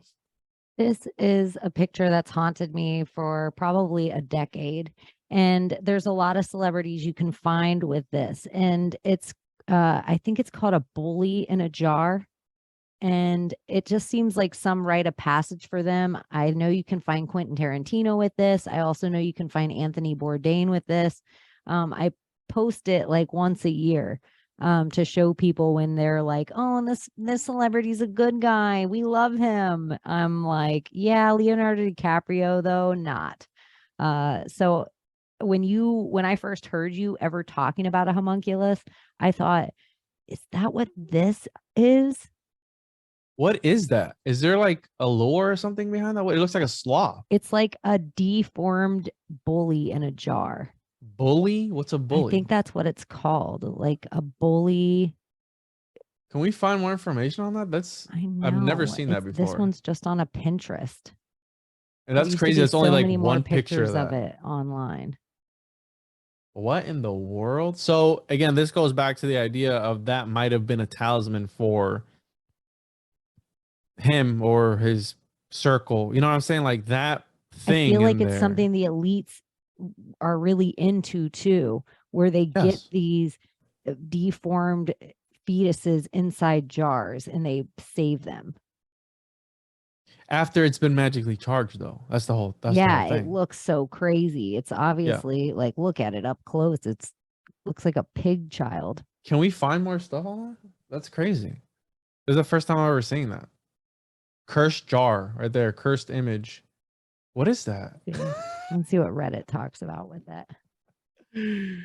Oh man. Is that Leonardo DiCaprio? Is it? I thought not. Nah, one of the ex-classmates. Okay. Wow. And people say like I think the Island of Dr. Moreau. I think there was like a movie. Gosh, it's like my head's piecing this together right now. I couldn't even believe I found this picture. I'm like, if I can find this picture on an easy Google pull, I'll pull it up right now. Probably if I go over if I turn off some of my if I go on my secret internet digs, I could probably find more pictures and stuff on it, and we'll have to come back. So we can crank this up to 10 right now, because so you brought that up, right? The Liber Vacay, essentially, it teaches you how to make this rational animal. And you got to keep in mind that up until the 16th century, the term homunculus hadn't been birthed. No pun intended. No pun intended. The person that coined that term was Paracelsus. He was the first one to ever use the term homunculus. Before that, it was a rational animal or creature or something or other. It was never referred to as a homunculus. Another thing to keep in mind, there are different forms of a homunculus. There's the alchemical homunculus, which is what I'm talking about, the homunculus created through alchemy. There is the pathological homunculus. There's a different version. I have it in my notes. I couldn't find it. But point being that the OG homunculus was the voodoo doll, the simulacrum of a real person. And through sympathetic magic, you were able to affect this simulacrum of the real person. So back to the whole mind palace model idea. If you affect this thing after putting a piece of hair on it of the person, or a tooth or a personal item, whatever it was, you're able to magically charge that to connect it to that person on the other side. That's the original version of a homunculus, either made of wax, hair, wood, whatever it is. That's the original homunculus. Now,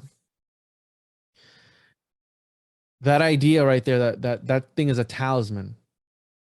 If you think about what Baphomet was, right, to really crank it up to 10, there are stories of the brazen head of, it's Roger Bacon, one of the Bacons, where they would animate this head in order to do what? To prophesize to them. There's an old Egyptian belief, if you have the head of a prophet, it's going to prophesize to you. Well, what was Baphomet? Well, they thought it was the head of John the Baptist. We think about skull and bones. Well, they have what? The skull of who? The skull of a person they thought was a magical person. Again, it goes back to these ideas of taking the skull. And Baphomet could be considered, the Knights Templar Baphomet at least, could be considered a homunculus. It is this thing that would reveal hidden knowledge to them. That's what we're told. Like they were worshiping this thing. In some cases it was a head, other cases it was something else. I forgot what the other things were, but there was different versions of it. So the idea that they were using what I believe was some sort of technology, and the technology could be considered magic, to tap into a higher level of reality or whatever it is, in order to extract information from this other dimension, to use it in this dimension, which if you think about the quantum computing and how quantum computing works, it's that you reach into a parallel dimension, you extract information. And this is, I'm paraphrasing from like a TED talk that one of these guys, Geordie Rose, had one time. They're like, oh, the way it works is we use these computers. They're so sophisticated. They reach into another dimension. They pull information from that one into this one, and we're able to use it here. What the fuck did you just say? That's the same guy who also talked about opening up portals for these Lovecraftian entities, the great old ones, to come through. And they're just gonna coexist with you, and they're not gonna care about you how you don't care about an ant. I'm not sure that's how that works, but point being that maybe these things were used as some sort of gateway, right? Not through the use of a sacrifice, but through the use of the way it was created. Because one of the magnum opuses of alchemy, and what I love about alchemy, is that just how the homunculus can be seen as a metaphysical, spiritual thing, or a blood and guts type of thing, alchemy is multidimensional as well, because there is the philosophy that is alchemy, there is the actual work that is alchemy, and there's the interdimensional aspect of it, to where one of the magnum opuses of it, by you manipulating the real matter in front of you, you cause a reaction. The light from that reaction is so great that when you achieve the magnum opus, the light from that reaction bleeds into your DNA, and it restructures your DNA, so you're able to step outside of space and time. and you become this Elias Artista. There is this hermetic savior that the alchemist had, where it was this person that would come to them whenever they were on the right track. It was this ascended master, this enigmatic being that would come to them every now and again when they're on the right track and give them a pat on the back and be like, "You're doing good." And then they would turn around and they would be gone. So it's this metaphysical being, and only the people who achieve the magnum opus would be able to get to that level of existence where they're able to step outside of reality and manipulate reality to become almost like a sort of Enoch who becomes Metatron, right? So you have all these stories of ascension, of metamorphosis in some sort of way, to where through, what are the watchers? The watchers are the watchers watching the divine alchemist at work, coagulating and dissolving reality all at once. So that's what the watchers are. They're watching the great alchemist at work. So once you achieve this magnum opus, this light that comes from this reaction, it's not just turning base metals into gold. I mean, that's like the facade that they put on it. No, it's much deeper. It goes much deeper than that. But that light from that reaction will change and restructure your DNA to where you're literally able to become some sort of god. And who knows if, again, I mean, this is what I love about alchemy, that it's multi-dimensional. It's a whole bunch of different things all at the same time.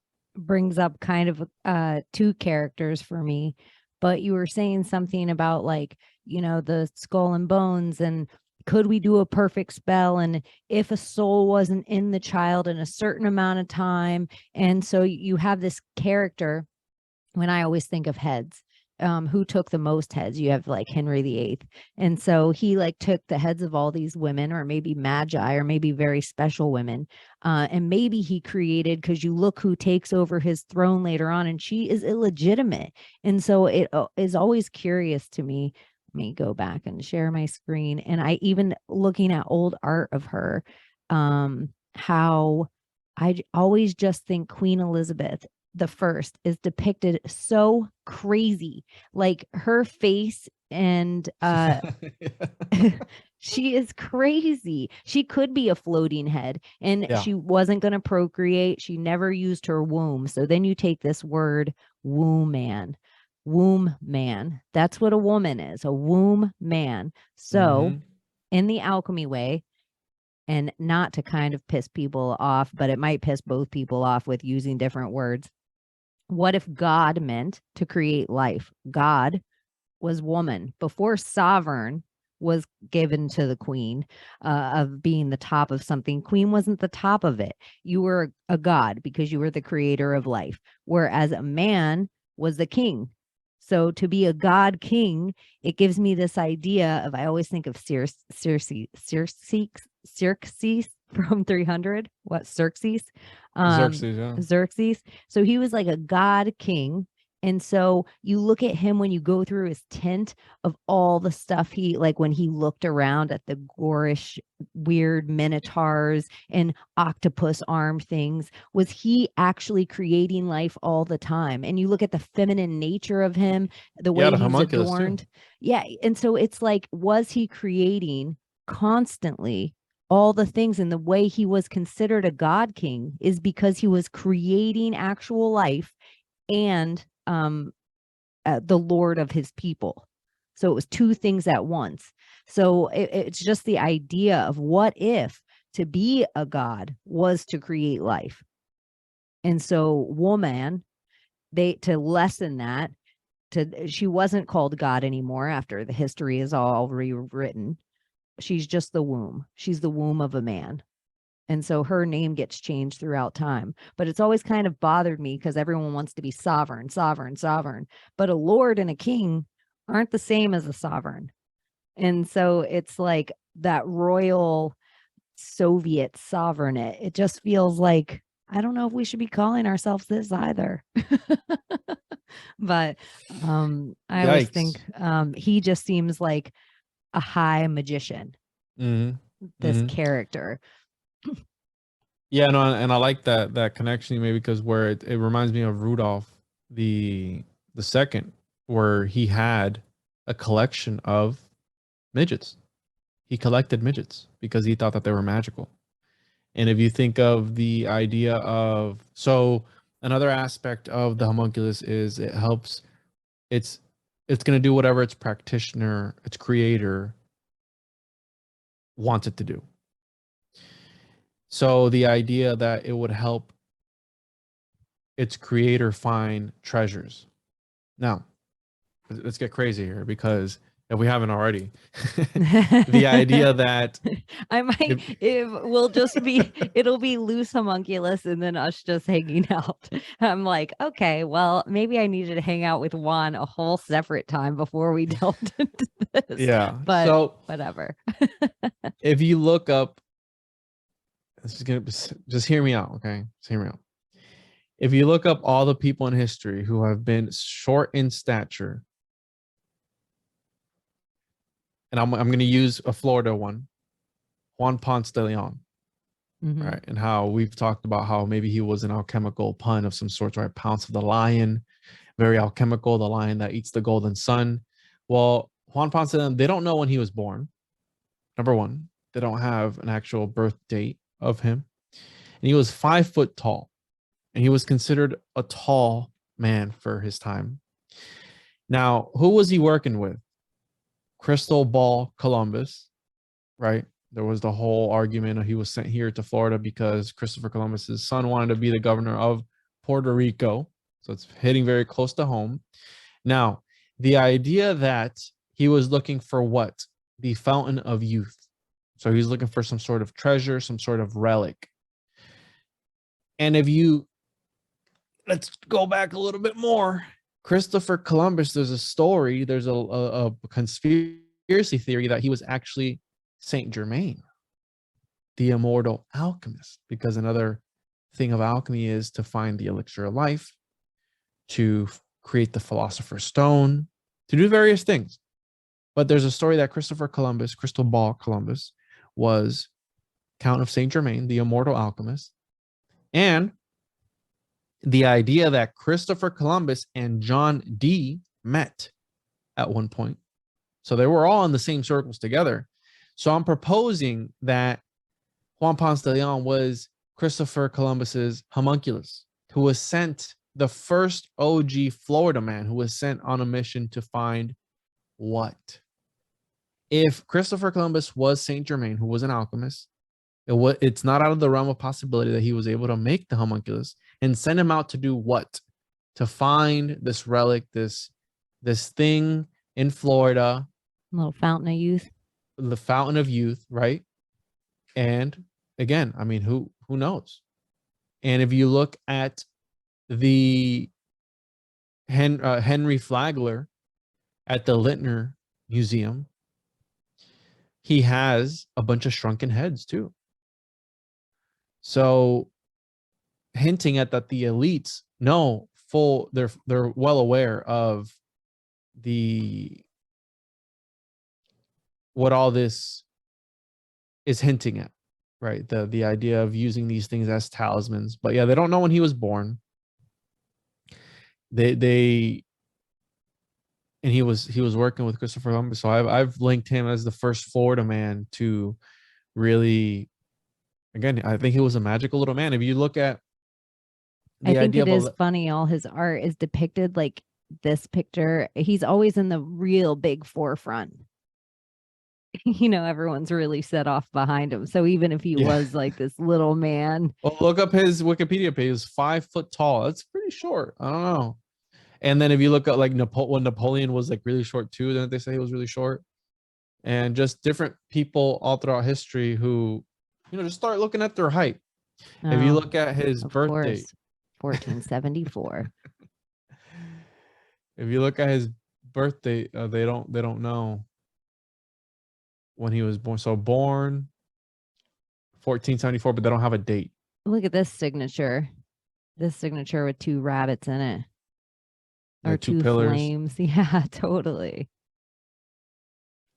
So arrival in the new world, you have, again, these hermetic utopias. Like you have Bacon writing about the new Atlantis, and this plays into the whole thing of the Henrys. In Puerto Rico. Henry is he who rules in a line. And if you think about all the Henrys that founded Florida, there's over 10 Henrys that I've uncovered so far that helped establish Florida.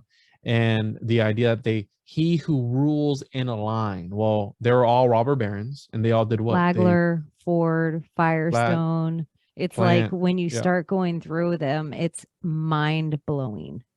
So the Henry connection in Atlantean times, if we want to talk about Florida being Atlantis, in Atlantean times, a Henry or a king, because Henry is also ruler of the house, a king was an alchemical catalyst for his people. They were the life force of his people. But it seems like they've inverted that now, because it seems like the people who actually run the game are sucking the life out of the people in the game instead of the other way around. Instead of him powering his people, he's sucking the life force out of them. And these Henrys, not that they were bad people, but they were shady. They were shady. And again, back to John Dee, one of Flagler's, his half brother, was a Harkness. And there is a famous scholar who she translated a bunch of stuff of John Dee's. She was also a Harkness. So you have this Harkness connection tied to John Dee, right? The Harkness name tied to John Dee. You have the Harkness name tied to Scroll and Key, which we know at Yale they have Scroll and Key, they have Skull and Bones, they have Wolf Heads Society as well. So again, back to the head symbolism. So you have timber wolves. Yeah, exactly. There's a whole bunch of connections that you can really draw, and it goes back to what I believe is the homunculus. There's some fictional tales of John Dee creating homunculus for Elizabeth, but that's a fan fiction. Well, you also get into this idea, if we've figured out how to make a homunculus and we can put certain energies into one like we would a servitor in kind of a magical way, but they're a physical representation of a servitor in a real life, we can almost build this thing up to destroy. So then the death of it would also be part of the ritual. Then if we figured this out in this story of kind of that everyone always gives to these magical mythical men out in the desert and what they were doing, there is a lot more lore to maybe Bush, Timberwolf, the OG dad of the CIA, him maybe, well, not Prescott, but as far as his code names for Secret Service, if Barbara Bush were a man, but they figured out how to make a homunculus, then all of that kind of makes a little more sense that they're just like messing in occult magic. I don't know. She just looks so masculine to me. She sounds so masculine. Every time I see stuff of her, I'm like, damn. Yeah. They said she was Crowley's daughter or something, right? Yeah. Yeah, and I've read that before. But yeah, and that's why it's so dark, because the death of the homunculus seals the deal. The death of the homunculus is part of the magical aspect of it all. So, and this would be different than a servitor. Like a servitor, you create, you have to feed or honor in that same way like you would hoodoo or voodoo. You have to give it that thing for it to provide the thing, but it's only with you for a certain amount of time.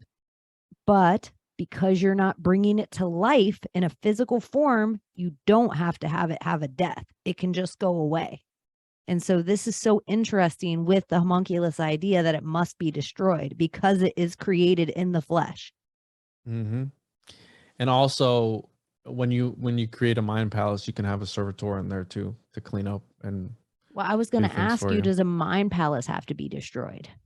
Like, do you forever see Trump at the beginning of your mind palace and cottage cheese? Or can you destroy that mind palace and make a fresh mind palace? And in which case, if these people are doing these things like Taj Mahal we were talking about earlier, where they're bringing their mind palace to life, could I, in a way of like a 9/11, brought a huge mind palace to life of something with energies and fields and things and blah, only meant to be destroyed in the homunculus idea, and then leave a gaping hole with an oil, because, you know, they love that rubber tree oil, that blood, whatever that is, that life force of our planet. They like to show it to us in that mirror form. I just think the whole thing's like such an interesting concept to bring on to other concepts of the rituals they're doing to us. So yeah, with the Mind Palace, you can clean it up, and this is why they study different and a good book if people want to learn about the Mind Palace, because it's from a Greek tale, and the tale is there was this guy, I forget his name, can't think of his name. I'll put it underneath. Whatever. Anyways, there was this guy. It was a Greek story. They're at this party, and this guy turns around. Right, they're all dancing. They're all having a good time. This guy turns around. He's walking out, and as soon as he steps outside, the entire palace crumbles in and kills everybody in there. And when they're coming back, they're trying to identify everybody. Like, wait, what happened here? And this philosopher, I forget his, I wish I could think of his name. He's like, wait a minute, I'm starting to remember. So he starts to think in his mind palace where everybody was situated in that party. And he starts to be able to identify people's bodies according to what he was able to remember. So that was born from that. And the book that I'm talking about is Moonwalking with Einstein by Joshua Moore or something like that. He's got a weird name. Anyways, Moonwalking with Einstein, if you want to learn more about that. And he teaches you how to create a mind palace, and he's got exercises in there in order to help you. But what these intellectuals do is they'll study different architecture, different palaces, different buildings, and they'll make a mind palace according to whatever they're trying to do. This is also why the terminology to me is like setting in why it would be so important of a keystone, and why the Masonic keystone would be so important, why a doorway keystone would be so important. If you were to build a mind palace, whatever you build it on, everybody's mind palace, everybody's magic, everybody's idea has a keystone in the middle of it. And if you pull that keystone, the entire structure of whatever it is will crumble just with the one keystone. And so somewhere, maybe in the good and the bad and the evil and the whatever, everything has a keystone, and maybe people are just trying to conceptually get to that, whatever that keystone is. And maybe everybody's is different, but it is just an interesting idea. It's like such a heavy thing for the Masons, but just in magic and general, Solomon's Temple, this keystone idea, or even, I don't know why, I feel like they taught it to us in elementary school when we were learning about the Romans, or even the cathedrals and things. Like, it was one of those first concepts they just were like, here you go, right into your brainwashing. Yeah, the whole keystone thing, and you're absolutely right about the Masons. That's why they talk about, not only, again, it goes back to alchemy, because by the physical building, so the physical building process of laying the mortar and the brick and all this stuff, it's an alchemical process, because you're affecting matter in order to have an effect outside of reality, right? So you're working with the physical matter to affect reality, space, time, whatever it is outside, much more than that. And they talk about, I have this book, The Ritual of Higher Magic, and I had to track this book down and buy it, because it's not even available online anywhere that I've seen. And when I got this book, it talks about, it's very theosophical, so it talks about that, and it talks about how Masons, they're not just talking about the physical buildings, but they're talking about the celestial architecture, this interdimensional architecture. And I get into that with Emily Moore, which I know you've done an episode with her before, but we really go off the rails with it, because what if the elites somehow are using this technology to escape this reality? What if these hidden hyperspace kingdoms are an actual thing? And we know Ghislaine, because I know you like the Epstein stuff, Ghislaine, she had a submarine license. Well, what if, right? Because whenever I think of something that you can't explain, it's always interdimensional. That's what makes my nipples hard. But what if by her doing this, they had access to another reality through maybe some sort of portal under the water. Makes me think of Admiral Byrd and Operation High Jump in Antarctica, where they found the opening to the hollow earth. You have, I think his name is Admiral Donuts. He's talking about, they were bragging about the impenetrable fortress they found for the Fuhrer, right? In the land of ice, whatever that means. You have Admiral Byrd's account of the opening of the North Pole. So when I talk about there's more evidence for hollow earth than there is of flat earth, and that pisses a bunch of people off, like, oh, like that's like heresy, like in the in the community is like, no, I can go to Mammoth Caves. You can go, and they don't know where that cave system ends. I can physically go there. Go to Ginny Springs in Florida. I've been there. The Devil's Ear, the Devil's Eye, whatever it is. You can go into a Ginny Spring in Florida, and I believe come out of a different cave system in Mexico. Like, I think all under us, how does Manhattan have subways all at sea level? Everything we know, everything's underground. We know that 2 buildings brought down in Miami, all underground, but we don't talk about the underground of Florida. We know NASA has underground. We know Disney has underground, but we don't talk about that. What's going on down there? You'll hit the ocean. Don't even look. You'll flood. You'll hit China. Yeah, no, and what are you digging to China? So the idea that, and that's something I can go to. So I've been to Ginny Springs. You go into the Devil's Eye or whatever, and it comes out to the Devil's Ear somewhere completely different. There you can travel all these systems.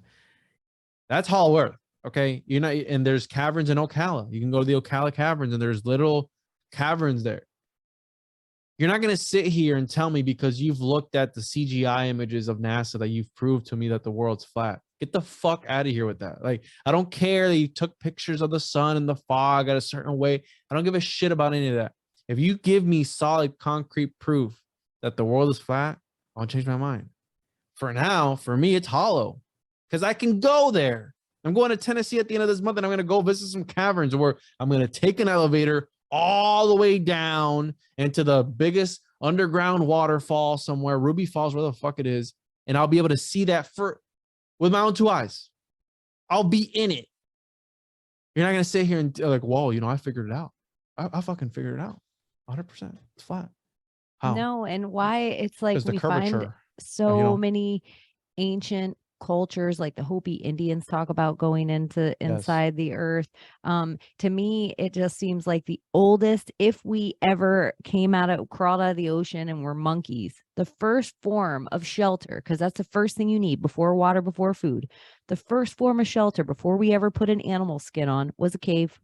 We went inside there. I think our eyes were different to the light. I think we know they've messed us up with all these screens, but I don't think we were up during the sunshine all the time. Like they have us convinced 9 to 5, like all the things that are the most basic things we do every day are all the biggest brainwashings to me. So they have us all looking up all the time, all the time, all the time. That's so we don't look down. And like you were saying, Ghislaine with her, submarine license. I know a dude who his job is just to teach millionaires how to drive their submarines. How does a guy make a beautiful living just teaching millionaires how to drive submarines? And we're not hearing about millionaires and submarines every day. Whoa. We're idiots. All look at every other scroll on your Instagram is like, hey, you want to get a private jet with your friends? Because they have us all thinking elite fly first class. We're in the sky and they're all under the water. They're all under the water going hyper speeds and who knows going through what portals. There's so many things about portals with me, even Japan.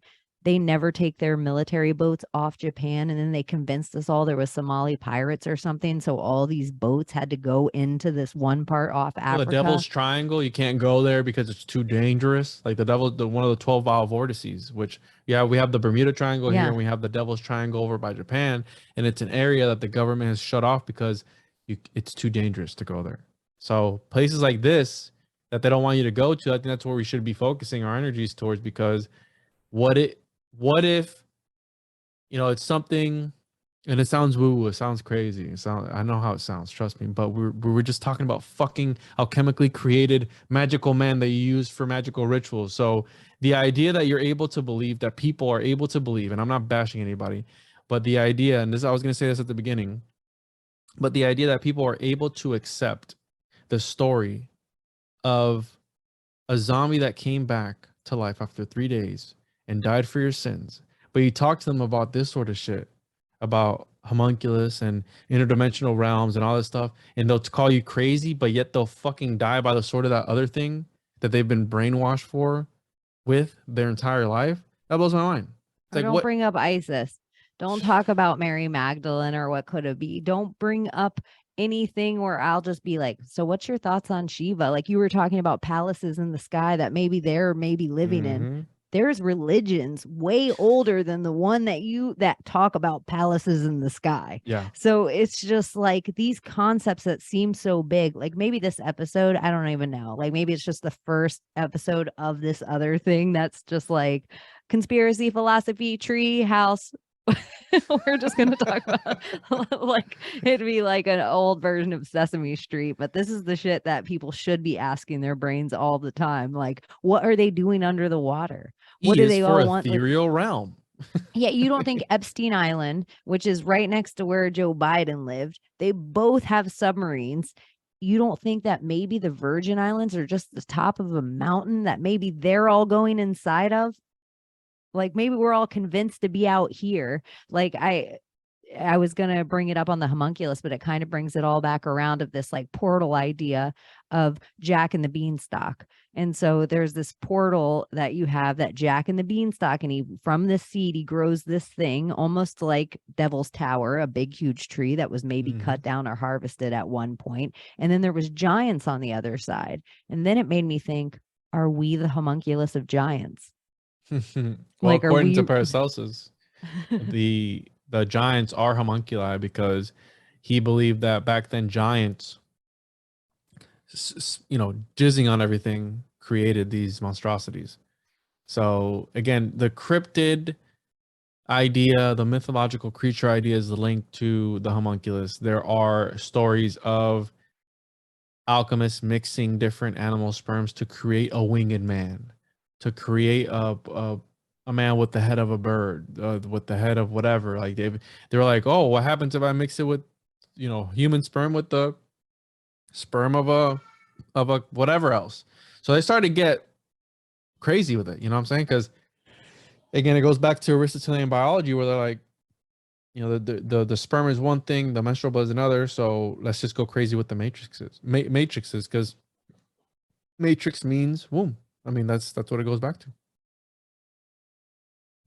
Did you ever see that guy on YouTube where he mixed the sperm with like a chicken egg?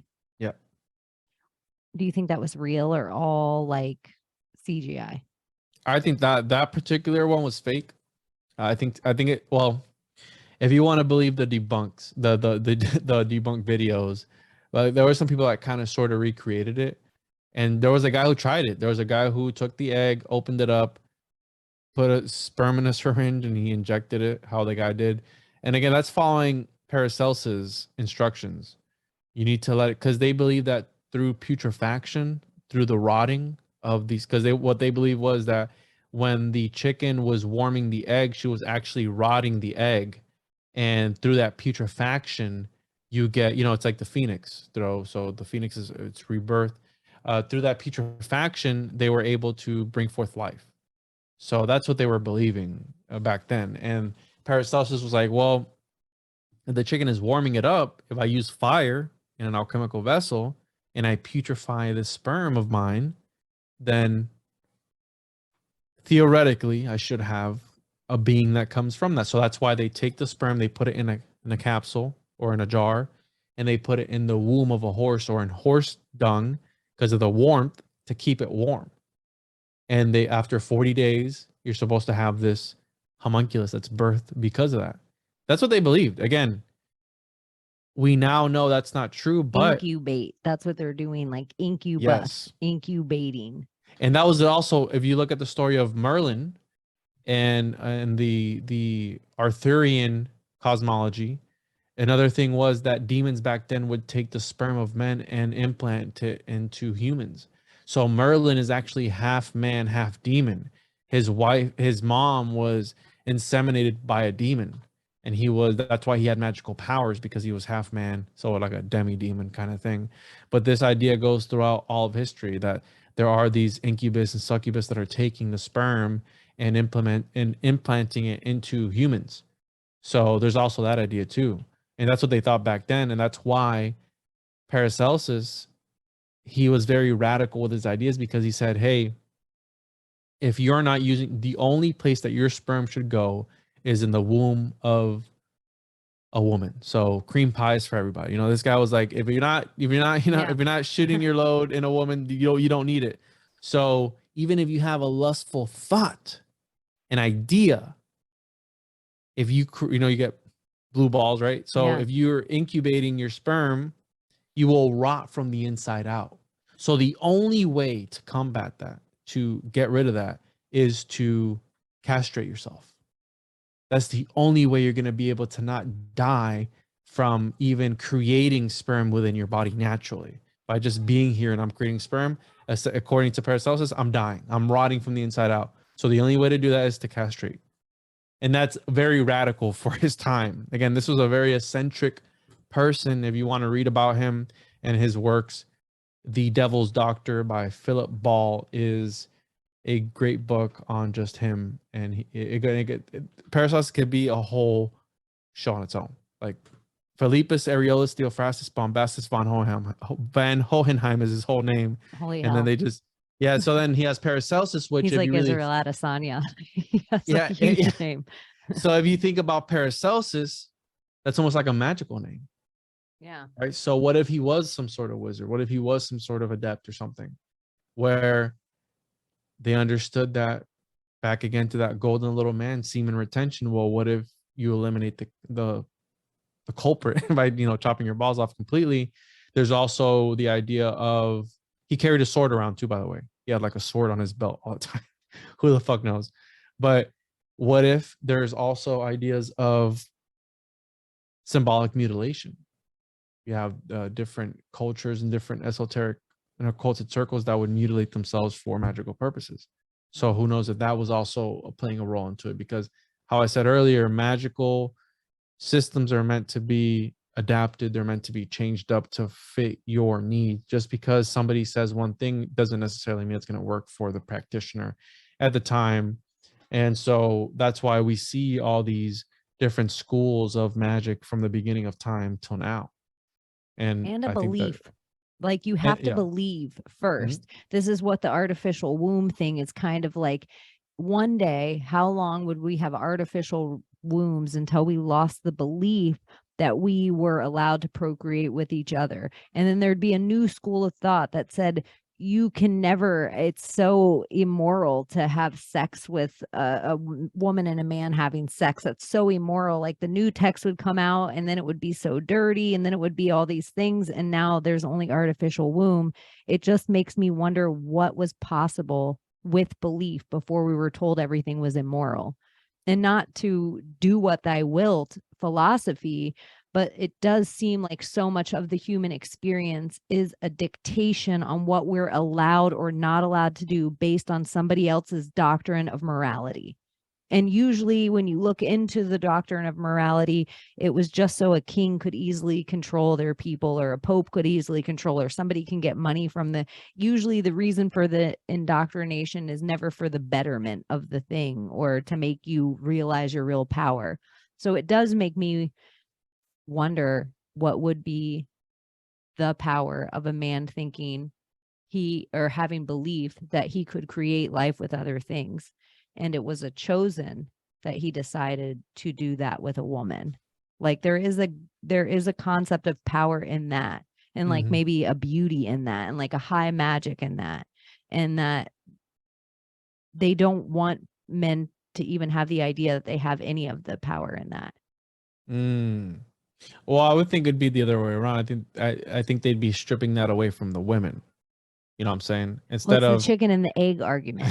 It makes me think the egg is representative of the womb and the Yeah. chicken is representative of the man. It should be it said what came first, the Mm. rooster or the egg. And so that argument would be what came first, the lady or the man? What came Mm. first? Because it's always the god or then Yeah. there's the goddess, and it's always that battle throughout history that if belief is the thing, like women know they can give birth. It is a known for them in this realm right now, but they're slowly ripping away the belief. And so even though Yeah. we know women can procreate with whatever decides to. But what is a woman though, Chaney? What is a woman? I know they're even taking away the belief of that slowly, because Yeah. I think once they get us to question that, it's easier to remember what a woman even did. Did she play basketball? Like, what does a woman even do anymore? Like, they even have us convinced of the sports narrative. So we lose these other little real things that it means, like periods. Ew, we don't even want to talk about that. Like, every person has their periods now, and men are like, cool, we don't want to talk about it anyway. So whoever wants to have their period, have at it. Like, so there ends up being all these things that can they slowly rip away the belief, even though right now in this present moment, we know women can have children. Can they take away the belief that eventually they won't remember that they couldn't have kids? So at some point, could men have been capable of creating life manifestation and the Adam and Eve of it all, of just sitting there and being like, I would like to see a striped orange cat walk by, and then a tiger's created, and then it's named, and then there's a vibration that's given? Did they slowly rip away from men that they were the creators of life as well? In a whole You're gonna way. get some slack for that, Chaney. I don't know, man. I'm so used to it. I feel like I my get what avatar you was mean though, built for but it. that's the idea of language as the original, the OG form of creation, where you talk about the living word, how things are spoken into existence. The word grammar comes from grimoire.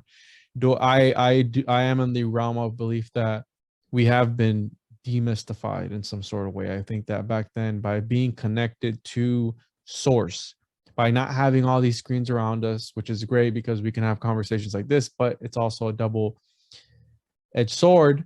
Back then, people would look up to the stars and they were able to connect with a source, whatever God was to them back then. That they were in awe. And like yesterday, I saw a UFO for the first time.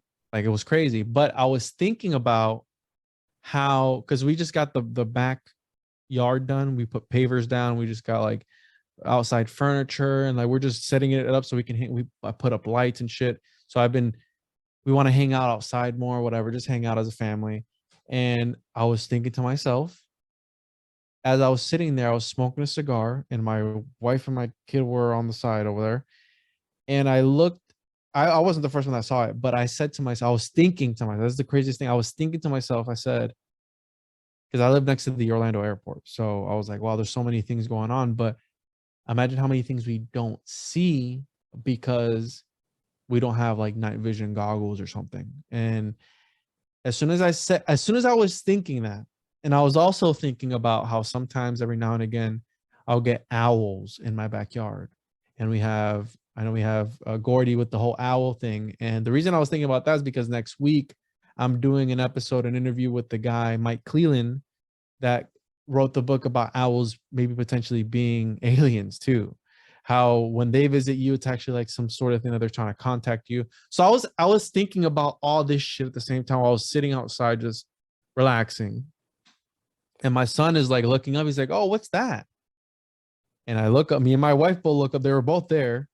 We look up, and it was like this orb. It was like an orange orb. But my wife was like, oh, it's a drone, right? Is that a drone? It wasn't making any noise. It wasn't a drone will make noise. Yeah. It wasn't making a noise. And it was moving so quickly. I didn't have time to take my phone out to take a picture of it.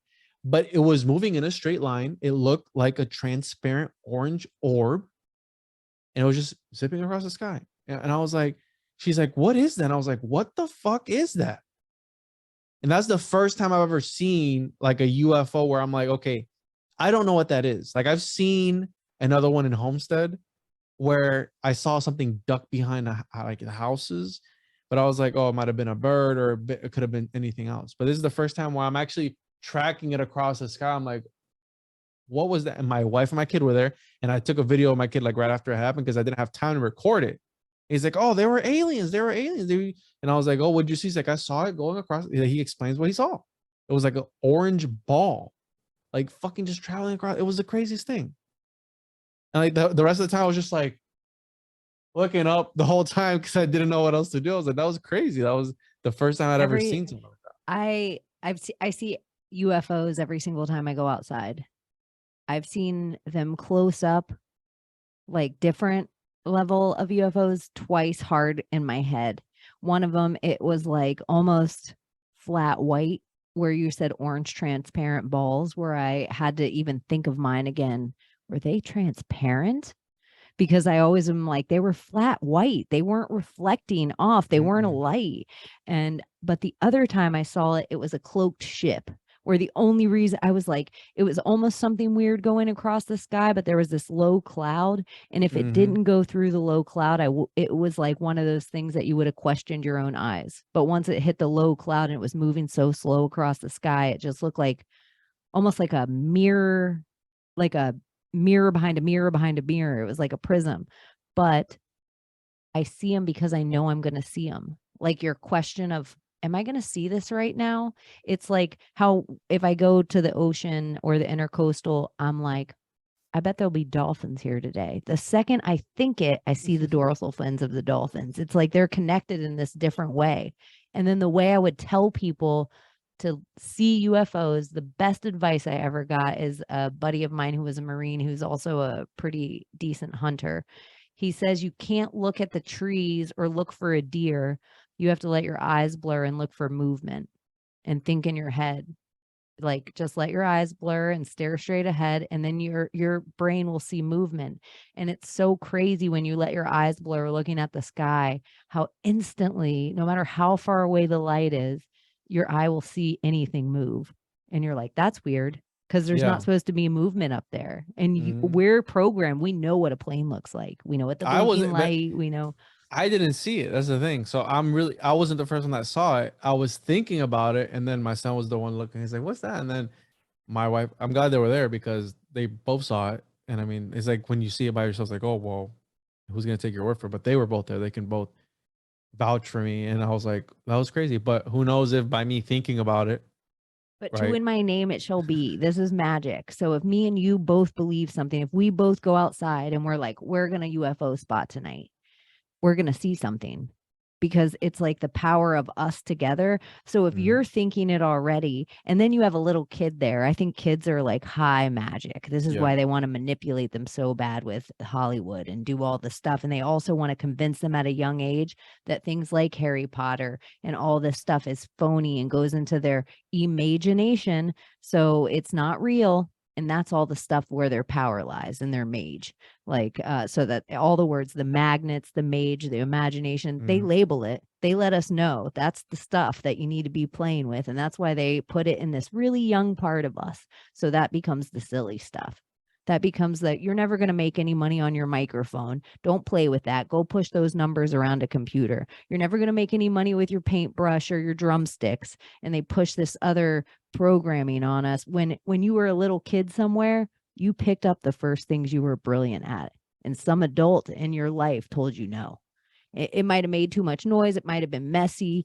And we just don't encourage kids in the right way. But they all instinctively go toward that thing they're magic at. They'll be in the kitchen, blah, blah, blah, blah, blah, singing. And the parent is like, ugh, you couldn't carry a tuna in a bucket. Like a parent, without even thinking about it, crushes what they don't even know is something that their kid would excel at, but it's a voice no one's heard yet. Or maybe they're supposed to be a producer, or maybe they're going to be the brilliant piano player and they're just figuring out tones. But you just crush something that they were a prodigy at because you didn't even realize they were put here to change all of us. And that's kind of what so you have this little magic kid there. You think about it in this outside the box, unbrainwashed way. And then you don't even know what the womb's bringing to it. Just the old woman walking around with all her just natural magic. Because my wife doesn't believe in any of this shit, by the way. She's like, that's the perfect person. Yeah, I know. It's the perfect person to contradict your ideas and make you always look deeper. and you'll normal them out too, where you're watching her movies, her shows. This is one of the reasons I want to do my show and build it up kind of like this, is because, oh, wait until I get into the Real Housewives. Mhm. Like all my guy friends out there, I'm like, I got ideas for you, but you got to walk your girls into it with Julia Roberts, with Sandra Bullock, they have their own Tom Hankses. They have their own. Wait till they find about Paris Hilton and how she all connects to Britney Spears and how they all connect to Disney and how that all connects to, oh, who is the modeling agencies and are trafficking all these humans. Like, it's your women. They're the beards. Follow the wives. Like, that's how you hide your money. That's how you're not really Jewish unless you come from a Jewish womb. Like, that's how you hide everything. Because guess what? A last name is easy magic. Look at that spell. That's Melinda Gates. Oh, Bill Gates. That's how we hide all that stuff. But the womb and the children and the she goes on. Who's Melania Trump? Yeah, the Gates Foundation and yeah. Did you ever notice how tall Barron Trump is? I was doing some research last night. Dude's like 6'7". He's like 16 when you were years talking old. about the homunculus idea and the giants, and I was gonna bring him up of like, okay, let's talk. He's giant. I always saw him like a little freaking dork looking thing. Now he looks like he's taller than Trump now. He's 6'5" or 6'7", something crazy. And like that happened like in the and he hasn't been president in like 3 years. And I saw a picture of him yesterday because I was looking up. I'm doing an episode and I was looking up certain things and I was like, what in the world? This dude's a giant now. But yeah, the idea that, not saying that all kids are homunculus, even though I call my kids homunculus because they're my kids, but the idea that the elites maybe use these kids as talismans. If you think about, for example, the whole, isn't one of Will Smith's kids Willow Smith? Isn't the willow tree what they use for the making of wands and stuff? Is that a willow tree? Isn't a willow tree using a magical purpose or something or other? Am I wrong on that? A couple of trees. It's actually very specific as a wizard or a witch what your wand is made out of. So like a holly branch is a specific kind of wand for a specific kind of magic. Ash is a whole different kind of wood for a different magic. Oak's a different kind of wood. Some wands are made to be thrown away per the spell. Some wands are meant to stay with a wizard or a magician forever. Some woods should only be given as gifts. Like the lore that we lost of this, and this is one of the weird parts of spelling in our words and our last names, is your people and your last name, when you really look into it, sometimes on your family crests, sometimes in your lore and your stories, when you start looking at it with this esoteric or occult mindset, there is stories of magic that go on in all your family trees. Like it's not just if your family's from the islands, it's not just if your family has African heritage, it's not just if your family goes back to old America. I love that Ben Balderson pointed this out too, where the name Puritan put on the Pilgrims were just because they wanted to study their religion as they saw fit and didn't want to take on King James Bible. Like it all kind of lays on the same timeline of King James coming in and being like, hey, this is the new way you're going to practice your religion now. And the Puritans were like, no, we want to practice our religion how it was. So they were like, look, they just want to keep it pure. And so it's just like these kind of labels of like occult, esoteric. They're all kind of like these where they have this real heavy weight on them. And then you're like, oh, this weight doesn't mean anything. Like I always just thought Puritans, they're boring. They're not into Dionysus orgies. Screw them. I know I pulled up Barron Trump real quick. I'm going to. Yeah, you saw how tall he is? Like he's a freaking giant. Look at him. He's in 16 heels. years old. So she's probably comfy like 6'1" because she's a model. So she's probably 5'10" in her normal life, and she probably has 4-inch comfy heels on. Trump's probably like an old man, so he's not as tall as he once was, but he's a comfy 6'3". Look at this kid. Yeah, so Donald Trump is 6'1". And then his son is 6. Yeah, his mom is 5'11", I think. And with heels on, she's like 6 something. But look how tall he is. It's crazy. Look at the bodyguard is like a grown man. I That was, didn't even know that until yesterday. I was like, what? I thought it was like his brother or something, but no, it's him. and it's so weird because on this thing, I also had like David and Goliath of being stories and like Jack and the Beanstalk, that it's so weird that Trump, Yeah. Baron Trump, because you could go into the whole time travel with him. You have the Tesla thing with him. You have the build up where I'm like, this guy, as far as the characters are concerned in this weird movie we're watching, he attaches to so many conspiracies. Like so many that you could just be like, plug, this one's fun. Well, I think that the reason I think that's going on is because there is an emulation, and I don't know if it happens naturally or not, where things get emulated on their own. So I like to, this is an analogy I use as of recently, where the reason that they emulate the tarot cards is because I think that if you ever looked at cymatics and the way that some matter, for example, this is an experiment that they did where they put sand or rice and they vibrated a certain frequency and it formed a shape. Or I think if you take the Hebrew sounds of the vowel, they form like on sand, they form the letter, right?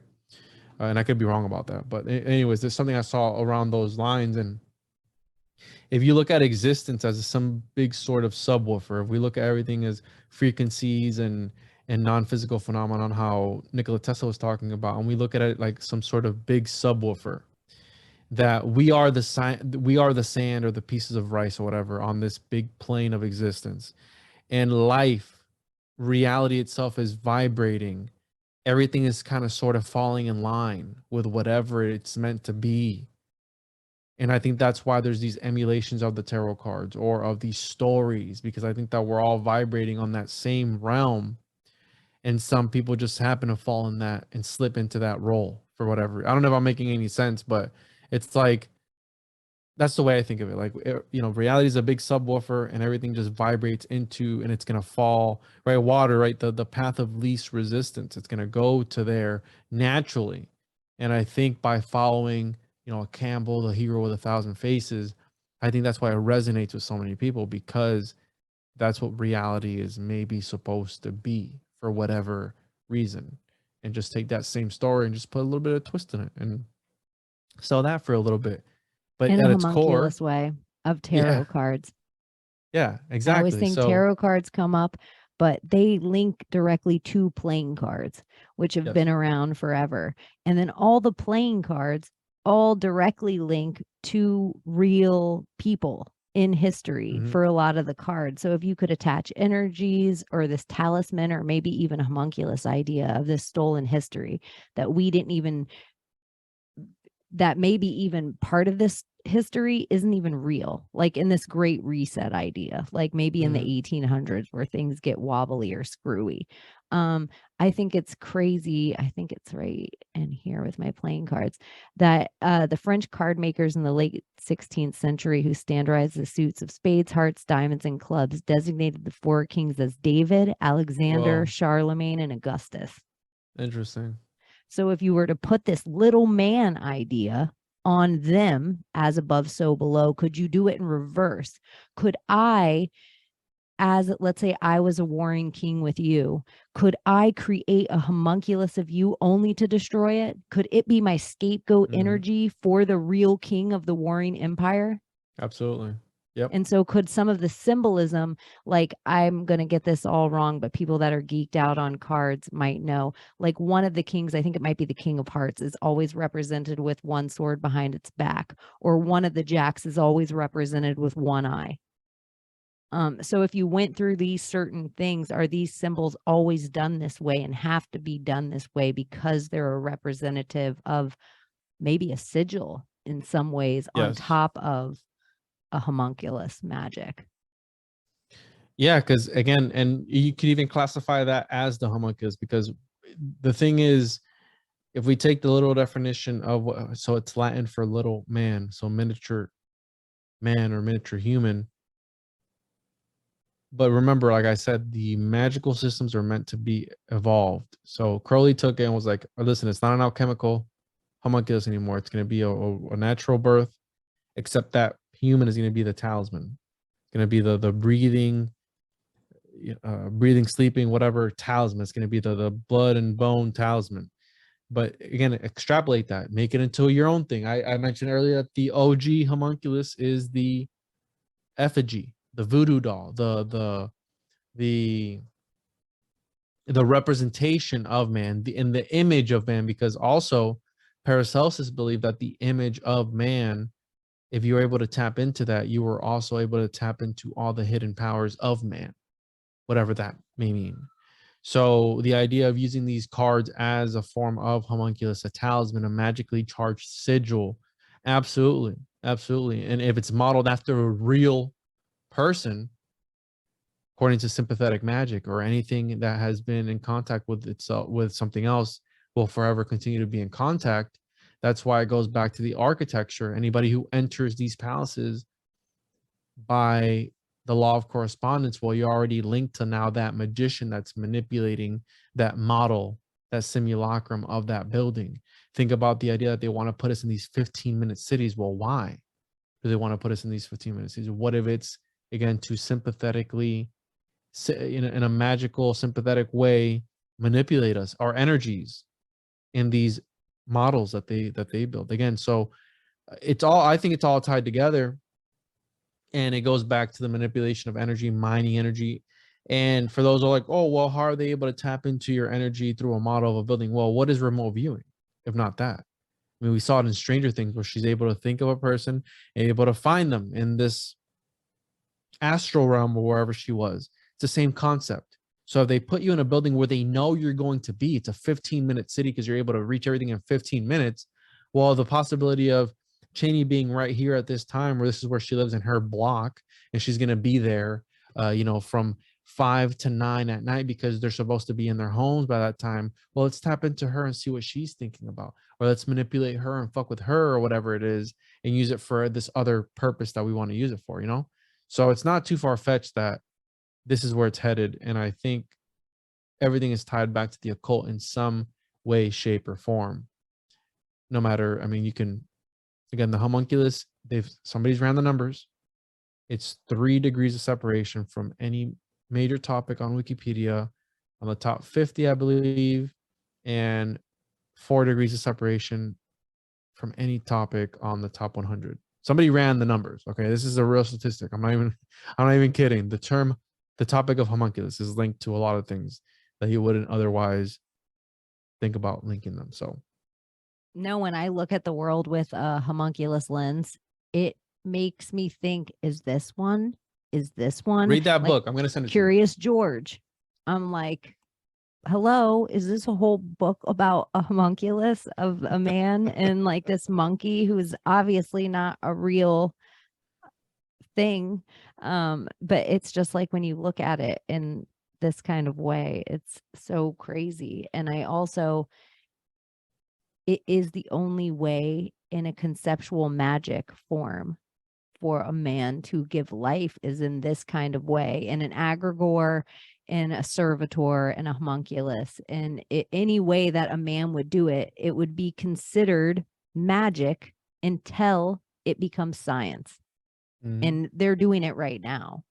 I mean, we see that video. We know they're cloning. Well, we know they're cloning sheep. And I think a lot of the Grimes, Elon Musk dance that we're seeing is a way of, like you're saying, a merry necromance. You need a witch to make something come to life. And the more of our energy they can absorb off this from it, I always say they lure us in with this podcast idea. It doesn't matter what platform it is, whether it's OnlyFans or YouTube. It doesn't matter what Bitcoin it is. It doesn't matter what XRP it is. It doesn't matter what thing. There always is a story out there that somebody else made $1 bazillion on it, so that everybody else puts their information into it, because the data is what they want. The data mining, and they want everything about you, because something about you is super magic. And it's not just your algorithm. There's something specific about you that they want to put into their whatever it is they're creating.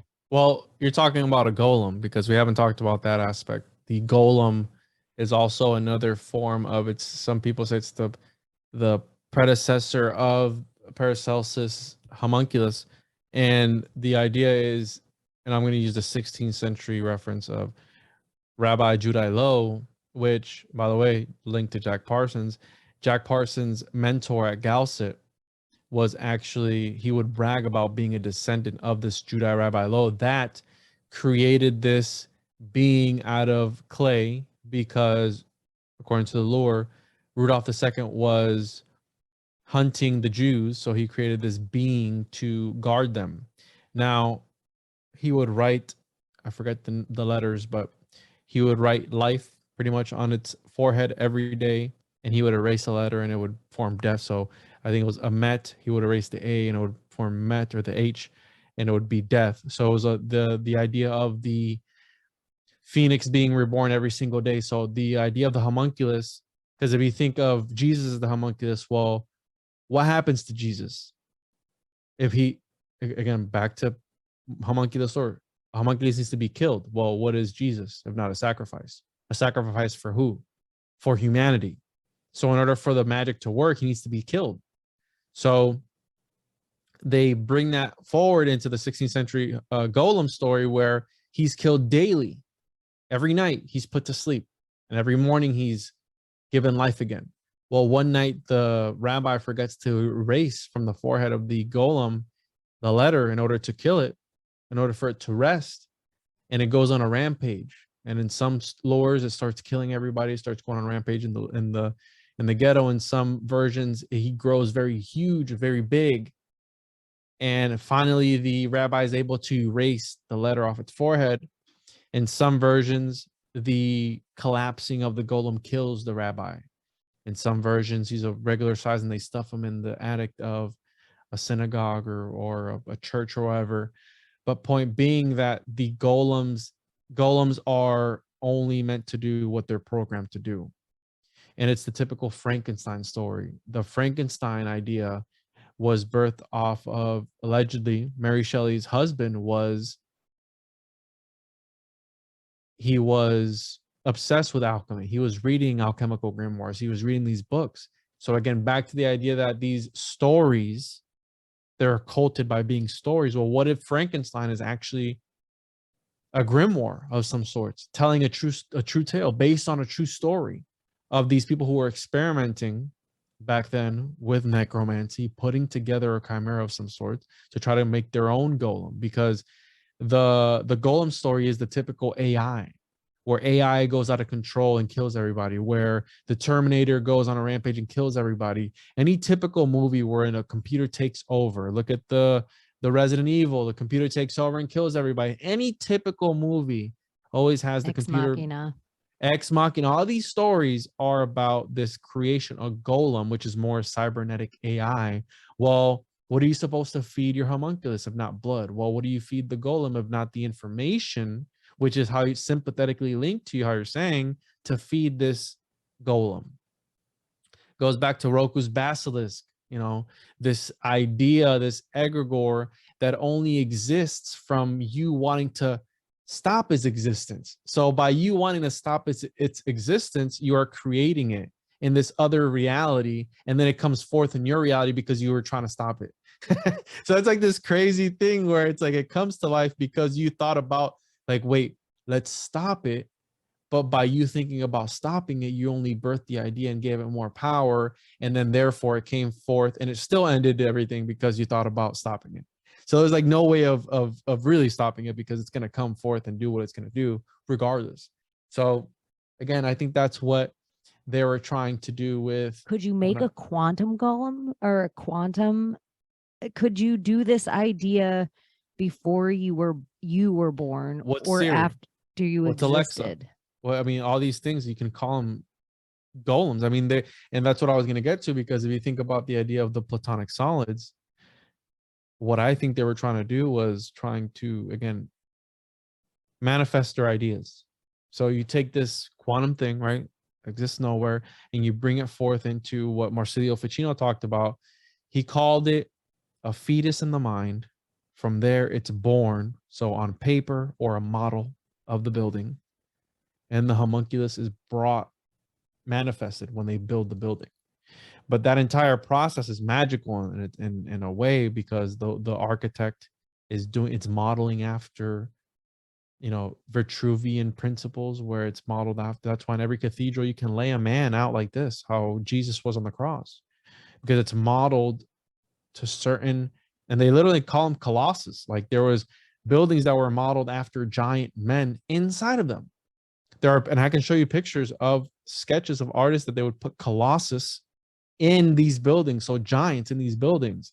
But again, it goes back to the occulted scaffolding that all plays a magical purpose, and it's about being initiated or not. So only the initiated know about this. The master Colossus just masons came up this past week on the spiders, and just this connection to me specifically with Colossus, how Colossus was at the Isle of Rhodes, and now we have the Statue of Liberty at New York by Rhode Island, which was named after the Isle of Rhodes. I never knew what Rhode Island was named after before, and I'm like, are you kidding me? Right by York, you have the Isle of Rhodes, and then this huge Colossus statue. So it's Helios. Yeah, and then but just absorbing energy. You can link that to the homunculus too, the talisman. But the lure of that particular statue is that when it was destroyed, one of the oracles said, hey, you're not to build this again. You are not allowed to build this same statue again. Okay. And they went ahead and they modeled the Statue of Liberty after Helios, which is linked to Mithras, which is linked to that whole rabbit hole. And it made me think, this oracle said, don't build this shit again. And they did just that. They built another one modeled after that. So she was pretty much hinting at like the end of time will happen if you do this again. And what have they done? They've built the fucking statue again, and they've put it in one of the most influential cities in the whole United States, right? They say so. The Who knows of what the they're universe. Yeah. So on a cube, she's on a cube pretty much on the cornerstone. Back to the cornerstone, that is, Baphomet is on the cube. All these the like a Ben stone type of thing, where everything originates from that. The elites of back then, the kings all the and queens statues are on cubes now that you mention it. Yeah. All the bronze, all the, like, when you think of what the statues are made out of, if those are energetic and are carrying a certain kind of property or weight. The Pythagoreans looked at the cube. So according to Pythagorean principle, and this is why my friends make fun of me. Oh, you talk about Pythagoras too much. Well, because it's at its core. Well, it's the 47 of it all. Yeah, exactly. Euclid's 47th proposition. The Pythagoreans said that the cube, and I've done a whole presentation on this, the cube is the procreator of reality. And there's 4 different levels of reality when it comes to all this number. You have the point, which is number 1. You have the line, which is 2. You have I forgot what number 3 is, but number 4 essentially is the cube. And from that, it births the rest of reality. So the way I picture it is the cube building on top of a cube, and it creates everything else that we're able to see. And the interesting part about that is that there's a phenomenon that some people are able to see numbers. They're able to see numbers. Like when they think of a color or something, they see numbers. And it's a phenomenon. They don't know why it happens or who has it, who doesn't. But some people can, it's called synesthesia, I believe, where they're able to see numbers physically. If you think about the Matrix, why the numbers are green and why Neo is able to see the Matrix when he's able to really tap into his higher self, right? When he's able to finally figure out, like, wait, I can control the Matrix. I can control this reality. 100%. He's able to defeat Agent Smith. Well, I think that's what they're hinting at. Like, once you're able to reach this level of enlightenment, if your Kundalini is forced open or whatever it is, your third eye, whatever, you're able to see reality for what it actually is. And if Pythagoras said all is number, then it's hinting at a binary code. If it's hinting at a binary code, he's hinting at an architecture or an architect or a programmer, which therefore, that's why I believe in God. Now, I don't believe in the regular God as far as what they painted out to be in mainstream religion, but I do believe that there is something at the center of it all, the if it's consciousness, if it's Yalda Baoth, whatever it is, something there, I do believe, because it's too perfect for it to all be a coincidence. Because think about it, if the Earth was, if the ball was, 100 feet this way or 100 feet the other way, we'd either burn up or we'd freeze up. It was just so perfect right there where it's supposed to be. And the way that women are able to create life, right, and how beautiful it is and all these things, and it's too perfect for it to just be a coincidence. I don't think we came from some primordial ooze in the middle of nowhere. Darwin was controlled opposition. Do you think it's triggering for, and this is kind of maybe a philosophy that I go with too, is that everything I hear explained, it is kind of leaning toward a simulation and leaning toward a simulation, because I think the fear for everyone is that the simulation makes it spiritless, godless, all that's gone, because they think of the simulation being this computer that we all play on, instead of a bigger idea. Maybe, like, I think it sounds so crazy, but when Ben explains Odin's great work, it's closest to the idea of the simulation. I see this ever expanding universe that's kind of going in on itself like a torus field. And I think somewhere the elite have stopped us from getting to experience the rest of it. They have us all like in a spot, like squeezing us all in. But I feel like with what you're saying too, the simulation is just the word that we have that's big enough to conceptualize the idea. But once you can conceptualize the idea, there's no way of getting past the programmer of the simulation, which then puts you into the God philosophy again. And it's which is the Ouroboros of itself, of maybe humanity. But it's so, I find it fascinating for myself, as the further back I go with these old texts, the more I stare at the old art, and the more I look at and get into old philosophies, the more the idea of the newest philosophy hits me in the face. And I know it's so triggering for people, because it's just like, I don't live in a simulation. I'm not a computer. The computer will never be sentient.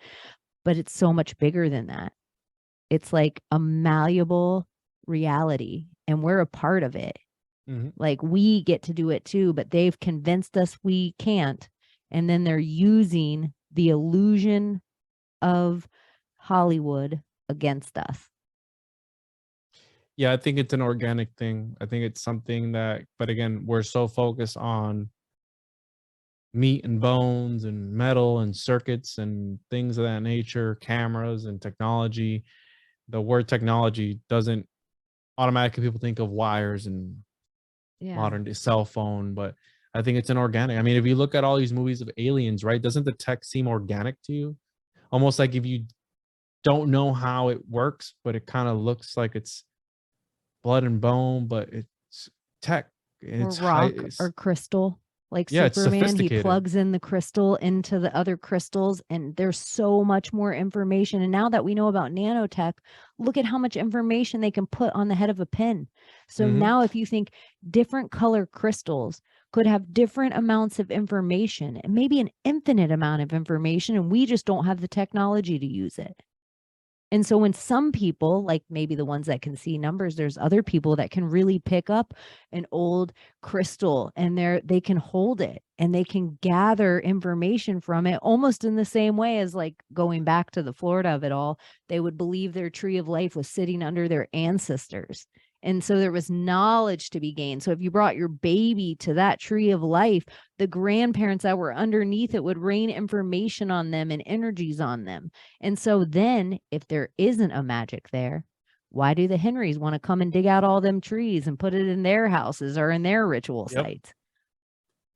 Yeah, absolutely. Yeah. And they were, by the way, that the Korshans from Korshanity, I forget his name, Reed or Teed, over here in Florida, I found evidence too that they were trying to make a homunculus. And this is the guy who thought he was the reincarnation of Jesus Christ, and he was supposed to be resurrected after X amount of time. But and have very curious fucking drawings of Hollow Earth. And not only that, but the people that they were linked to, the elites that they were linked to. And it was Henry Ford and Thomas Edison. if you look up Thomas Edison's laboratory here in Florida, he had a lab where allegedly he was focused on extending his life. Well, that sounds oddly familiar to one of the great works, one of the magnum opuses of alchemy, finding the elixir of life. He was mixing things together in a laboratory with Henry Ford. And who knows if they were also trying to bring forth a homunculus of some sorts. But this place still exists and you can go there and visit. But the mainstream story is that he was trying to extend his life because his health was deteriorating and he was, dying of old age. But again, if you look up Bezos, and he's also trying to find, that's here in Florida. If that doesn't scream alchemy to you, I don't know what will. Look at that. These dudes were alchemists. They knew exactly what they were doing. They were some of the most influential people in the world, in history. And I believe by building these statues of them and naming these streets after them and somehow keeping them in people's thoughts, they exist, they're immortal in some sort of weird way. I think that's why the Egyptians built statues, and that's why all these people, Flagler and Plant and all these guys, have busts of themselves everywhere. How that the thing of Harry Potter that you bring up all the time, it's the same thing. As long as that piece exists, the sorcerer will continue to exist, outside of time, as long as you remember their name. Think such weird shit of recent too, because of the Henry dig and the Firestone and the rubber, that we have these Crocs that everybody's wearing. We have rubber on the sole of our feet, rubber, but really all it does is separate us from conducting with the planet. It separates us from grounding out. So in our car, you're in such a flow state when you're in the car. Imagine if you were in your horse and buggy and you just have metal and horseshoe hit the road. There was probably a real conductivity with what was happening and in your flow state and in your ideas. And think of the locomotive. It's an alchemical vessel. It's metal, you're burning coal. Metal. You're burning coal in the furnace, and it's transmuting from coal to fire to steam. It's an alchemical vessel that's rolling. Firestone. Yeah, like exactly. Even the name. And so it's like this rubber tire to separate us from grounding out. These certain bathtubs now, I feel like there's this big rinse. They want us out of metal bathtubs. They want the mercury out of our paint. They want the fillings out of our mouth, and they want to fill it all with porcelain. It's like they're doing this weird change of stuff on humans that it doesn't seem like a big deal overall. They're telling it it's harmful to us. And it just came up the other day about Fahrenheit versus Celsius and how America is one of the only places that doesn't Celsius out. And I was just like, yeah, what a bunch of assholes. And then because I am always in a tree fort, I'm like, let me look this up. And I'm like, oh, I didn't know that Celsius at 0 meant when it freezes and Celsius at 100 meant when it boils. That's only 100 degrees difference. But when you take Fahrenheit, that's when water is added with salt, which now you get into alchemy because once the salt's added. And so the temperature of 32 is so much more precise of what's happening. So if you were really going to go into a lab and really do real science and really figure this stuff out, you would need Fahrenheit. But Celsius is a slow walk-in, like the Queen's English, so we slowly forget the spell. So 20 years from now, if they can eventually get those stupid redneck racist Americans off the Fahrenheit, if they can get those racist Americans off their guns, if they can get the racist Americans off their wood and their carpentry, and they could just take this IKEA and this fiberboard and this bullshit, like some reason there is we're hard-headed and this like redneck instilled in us, but there's a reason for it. Like there's a reason, and we don't even know it, but we're all trying to figure it out. But I'm like, there's a reason we're not letting go of these things, and we don't even know why our forefathers fought for these things. We don't know why all of our fathers and grandmothers all got on boats or were forced on boats or got on a raft or got on their little feet and hiked or got on a horse and a buggy, but everybody got away from where they were from, and they made it sure as shit to steal it from us. Yeah. Like, stay in your suburb, stay in your 15-minute city. Don't go out there. It's dangerous. dangerous out there. Everybody's sick and there's polar bears in Antarctica.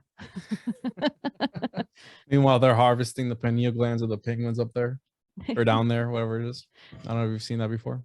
It's just day and light. We just want to figure out the day and light. Yeah, sure. Sure. Yeah. So I think that, you know, to leave the people with something good. I don't know how we can bring this full circle. This is just going to be, I really think it's just going to be my first episode. It'll be like a magical philosophy tree fort. And then we'll just hang out impromptu all the time and talk about these random ideas. And this will just be the one of many. And maybe we'll have other people join us. And it has to be like, break your cement shoes. Don't even come in here with your like, no, this is the new church I'm in this 6 months. That's why whenever I start a crazy episode like this, I always tell people like, hey, whatever at the beginning, whatever you believe, you know, just suspend it for the time that this episode is going on for, because by you being in the cube, right, the box, they always tell us step outside the box. By you being in that cube, you're limiting yourself to one thing all the time. And I feel that in order to be fluid and really think outside the box, outside the cube, you need to suspend all your beliefs. So whenever I have a crazy episode like this at the beginning, I'll be like, hey, you know, I'm gonna say some crazy stuff, and whenever somebody on that video comments something stupid, talking shit about whatever I said, I'll delete it, because I'm like, you obviously didn't listen to the beginning. I said just suspend your belief at the beginning. That way we don't have any issues when you're in here, because I told you at the beginning it's gonna get crazy. If you're not ready for it, then just turn it off. Like, don't listen to it, because the worst thing you could possibly do to somebody is change, you know, force, not even force. I don't even know what I'm saying anymore, but force like your ideas on them, but you're not, because they're here willingly, I guess. I don't know. But yeah, I usually tell people, I give them a disclaimer, because sometimes I do go hard in the paint, and I like to ask those hard questions that maybe people are thinking, but they don't want to ask them because they're afraid to ask them. Because I remember growing up, and even when I first started the podcast, even thinking about these ideas, these heretical ideas, ooh, you know, my grandma would be so pissed off at me right now, right?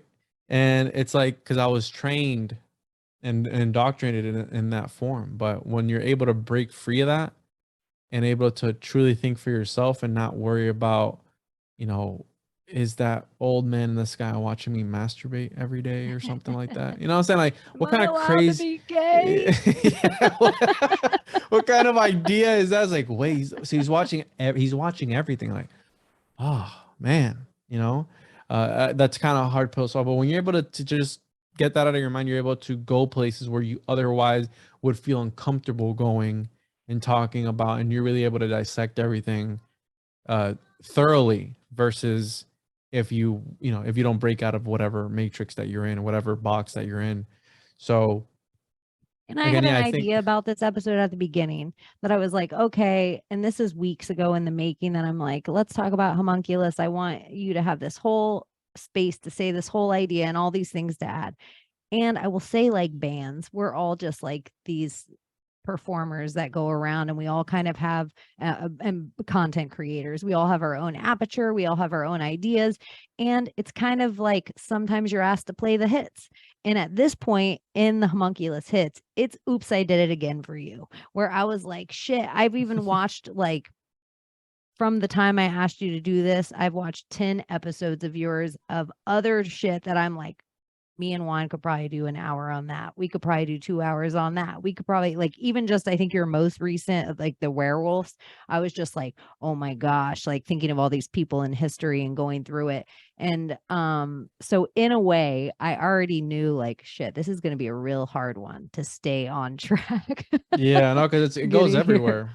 And like the topic of werewolves, like, I don't know if you noticed, like, all the comments on that thing were, oh, take your meds or you're schizophrenic. I'm like, I've never received that many negative comments on one thing at the same time, but it was all the same shit. So I'm like, oh, look at all these NPCs coming out of the woodwork. Like, what a better way to discredit somebody than tell them, like, oh, that's a crazy. But the topic of werewolves is so slept on. It's crazy, but the werewolves are at the center of a lot of things. And I think by me posting that clip of like getting straight to the point where like literally the lore of werewolves is a werewolf is able to like manipulate your reality real time. And you have the whole Van Helsing movies of the werewolves versus the vampires. Well, if you think about the homunculus and how it drinks blood, is that the first OG vampires, or like vampires like genetically and artificially grown in like some sort of lab, right? Or a Because Dr. the whole Jekyll, Mr. Hyde. Or you even yes, have the idea of the serial killers they create for us right now. What if they're all werewolves, but then they have to recreate the history really quick, like yep, because they can't let this get out. exactly. So all that, and by them like jumping on there, and I don't give a shit about the hate because it's just free engagement. But and it comes with the territory. Like as something grows, obviously you're gonna have, how I told you earlier, for every one asshole that's being bad, there's 9 other ones that care about you. But it's just so happens to be that 80% of the most vocal ones are the ones that are the The hating, Howard right? Stern rule. Yeah. That's So where the people that hate you will actually listen to you the longest. yeah, exactly. Because they're trying to find something to discredit you on. And it's like, well, it's like I remember somebody quoted something and they were like straight up hating on the comments, but they quoted something like verbatim. And I'm like, damn, bro. First of all, that was pretty deep into the episode. And number 2, that's a really detailed quote. So that means that you had probably the rewind it and like listen through a majority of the episode to actually get to that one part and then rewind that one part to say the quote over and over again. So you were able to type it up. So yeah, I don't really give a shit of what people say. I'm here Yeah, tell to all my audience where to find you. And if you want to show them your website, you work on a whole bunch of cool stuff, zine wise, comic wise. I know you always have big ideas in the works. You always have cool co-creations and swap casts. And I think one good thing that'll come out of this episode for sure is no matter where my crazy brain went in my short attention span theater of the tree fort today, you were all game and had so much more knowledge and names and dates to add. And so, yeah, I think it was a crazy fun improvised dance. Those are 2 of the Occultis Mondays. and then so I have the Occultis Mundi, which is an esoteric journal on all the topics that I again find interesting and deem interesting. So I write about homunculus, I write about Pythagorean palaces, I have other writers in there as well. For anybody who wants to submit works, I have the Paranoid American, the Chosen, Juan versus the Saturnian Cube. This was actually birthed off of Nick Hinton's the Saturn Time Cube hypothesis, where Nick Hinton was actually one of the first ones to like force me to want to like do heavy research. And it was the Saturn stuff. When I started to link all the Saturn stuff, that was like the straw that broke the camel's back for me. And when I started to find all the correlations, and I find the Saturn worship so fascinating, I think that's what like really set me off and was able to. The episode number 2 of the Juan Podcast is with Nick Hinton. Like that was like how far back. So when I was reading that and just looking at all the symbolism, that really just like set it off for me. And I don't know if it's been uphill or downhill from there, but I'm doing something. And you can find me the Podcast.com. My podcast is on all major podcast platforms. Instagram at the Juan Podcast is my main account. I post a lot of stuff on there. And yeah, I have some different things I want to experiment with this year, which I'm going to start hitting it hard tomorrow, because obviously today is the second day of the year, but right, it's a holiday today, so I'm not really doing much. But I'm going to start experimenting with different formats on my channel and just bringing I'm going to try and build the brand this year, and the one-on-one brand.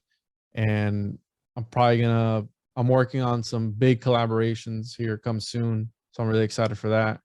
And yeah, hopefully 2023 is going to be a very good year, and I'm excited. So you can find me on there, the Podcast.com. It'll take you to my Patreon, patreon.com/the11podcast. I have exclusive content. I have over 100 episodes on there, just only found on the Patreon. So you can join that. YouTube, TikTok, Twitter, everywhere, anywhere you can find me. And this was kind of all over the place, but I feel like you have so many episodes of the homunculus out there. You were recently on Tinfoil Hat kind of talking about it a little bit. I'm sure. Yeah, I've done I think like 11 presentations on it. And that's why I told you, like, I always I've add listened to something so new. many of them now. This is also why I have a manic of, oh, and this, oh, and this. Yeah, It's like, yeah. And then for those that don't listen, they're like, what? Like, yeah, no, I've talked about that before. Or like when somebody brings up a topic and they're like, oh yeah, did you ever hear about this? Like, bro, I've done a whole episode on that. Like, go check it out. Like 102 or whatever the fuck number it was. But yeah, no, I've done, I think, like 11 presentations on it. But it's such I'm always uncovering new things on the topic. So, and what I love about the community is people will leave comments too on the videos and be like, hey, I found this connection to homunculus, and they'll like put out whatever it is, and I'll go look into it. I'm like, yeah, that was crazy. So it's a never the ending audience topic. in chat rooms are brilliant. Like Yeah. brilliant. Sometimes just watching any live show, this is why people should take in the lives and the premieres sometimes, or if they're not taking in the live, at least look at the live chat. Some of the live chats and the people in there are so smart, and the rabbit holes they send me on later on from being able to watch them interact. And so even if I don't always comment back or notice, it might come up through videos and somebody might be like, oh, I commented on Chaney's video once. Yeah, I probably saw it. That's exactly where the idea probably came from in my brain. And I wish I could give everyone shout outs to where the creation of the wind started in my brain of the idea. But yeah, this is fun. We should do it again. I think people really enjoyed the first one. They were like, you should have her back on again. So here it is. They can come check it out on here. I'll post it on my end. People can watch it. Perfect. I'll figure out something. This is going to be the first of a series of a whole thing to come that might be a little messier, but I'm okay with it because I have a couple ideas myself for 2023. And I really do believe every single day people are waking up, and the wake up to me isn't the idea that I know the answer or that you know the answer or that I'm being lazy not looking or that you're being lazy not looking, but it's just the idea that we've been lied to our whole existence. And then it's not being mad at my parents because they were lied to their whole existence, and then to not be mad at my grandparents because they were and to try to unravel.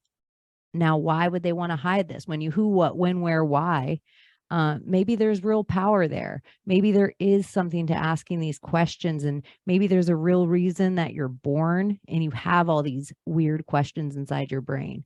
And I do notice this schizophrenic label being put quickly in the conspiracy community, where I always say the first time is just like, okay, whatever. The second time I notice, the third time it's a pattern. So this is my third time that I've noticed a different conspiracy person that I would put none of the labels of the traits that we're told that on, that I'm like, this is going to be the new thing for us.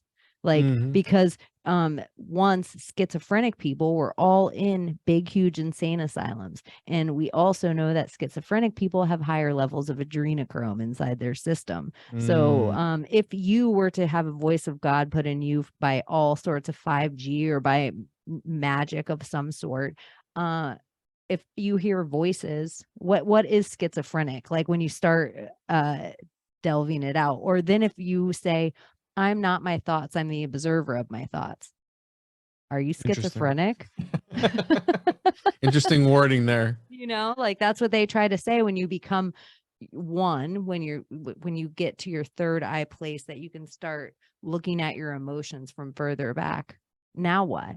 So I just think these interesting little terminologies of even psychiatry that I think as a whole, the layers of MK Ultra on us. So you're schizophrenic for even asking about werewolves is just a silly concept. Something that's slept on, just bringing it to light. Yeah, of course. But I think that's part of the it's so easy, especially on these platforms, to pose as a real person. I mean, I'm not saying that everybody's an NPC, but it's not that hard. If you believe some people in the real world are NPCs, to think that people on the social media platforms are sent there as NPCs, that's even more possible than you know what I'm saying? Easy magic. Yeah, 100%. So I don't take it to heart. I find it funny, and I roll with the punches because I know I'm not schizophrenic. But again, these ideas that shatter people's paradigms, they shock them so much that they just short circuit, and they have no other choice but to insult you because they felt that shock right? That idea is so shocking to them that it's just like diarrhea at the mouth, like, no, you schizophrenic. Like, they don't know what to do. They freak the fuck out. Racist, Nazi. Yeah, like, whatever. I'm like, sure, whatever it is, So yeah, I'm here for it. It comes with the territory, and yeah, I think this was fun, Janie. I enjoyed this. Right. I always enjoy it's talking. Fun. Let me say goodbye to all you guys. Thank you so much for listening, and we will talk very soon. Find Juan everywhere. Okay, bye.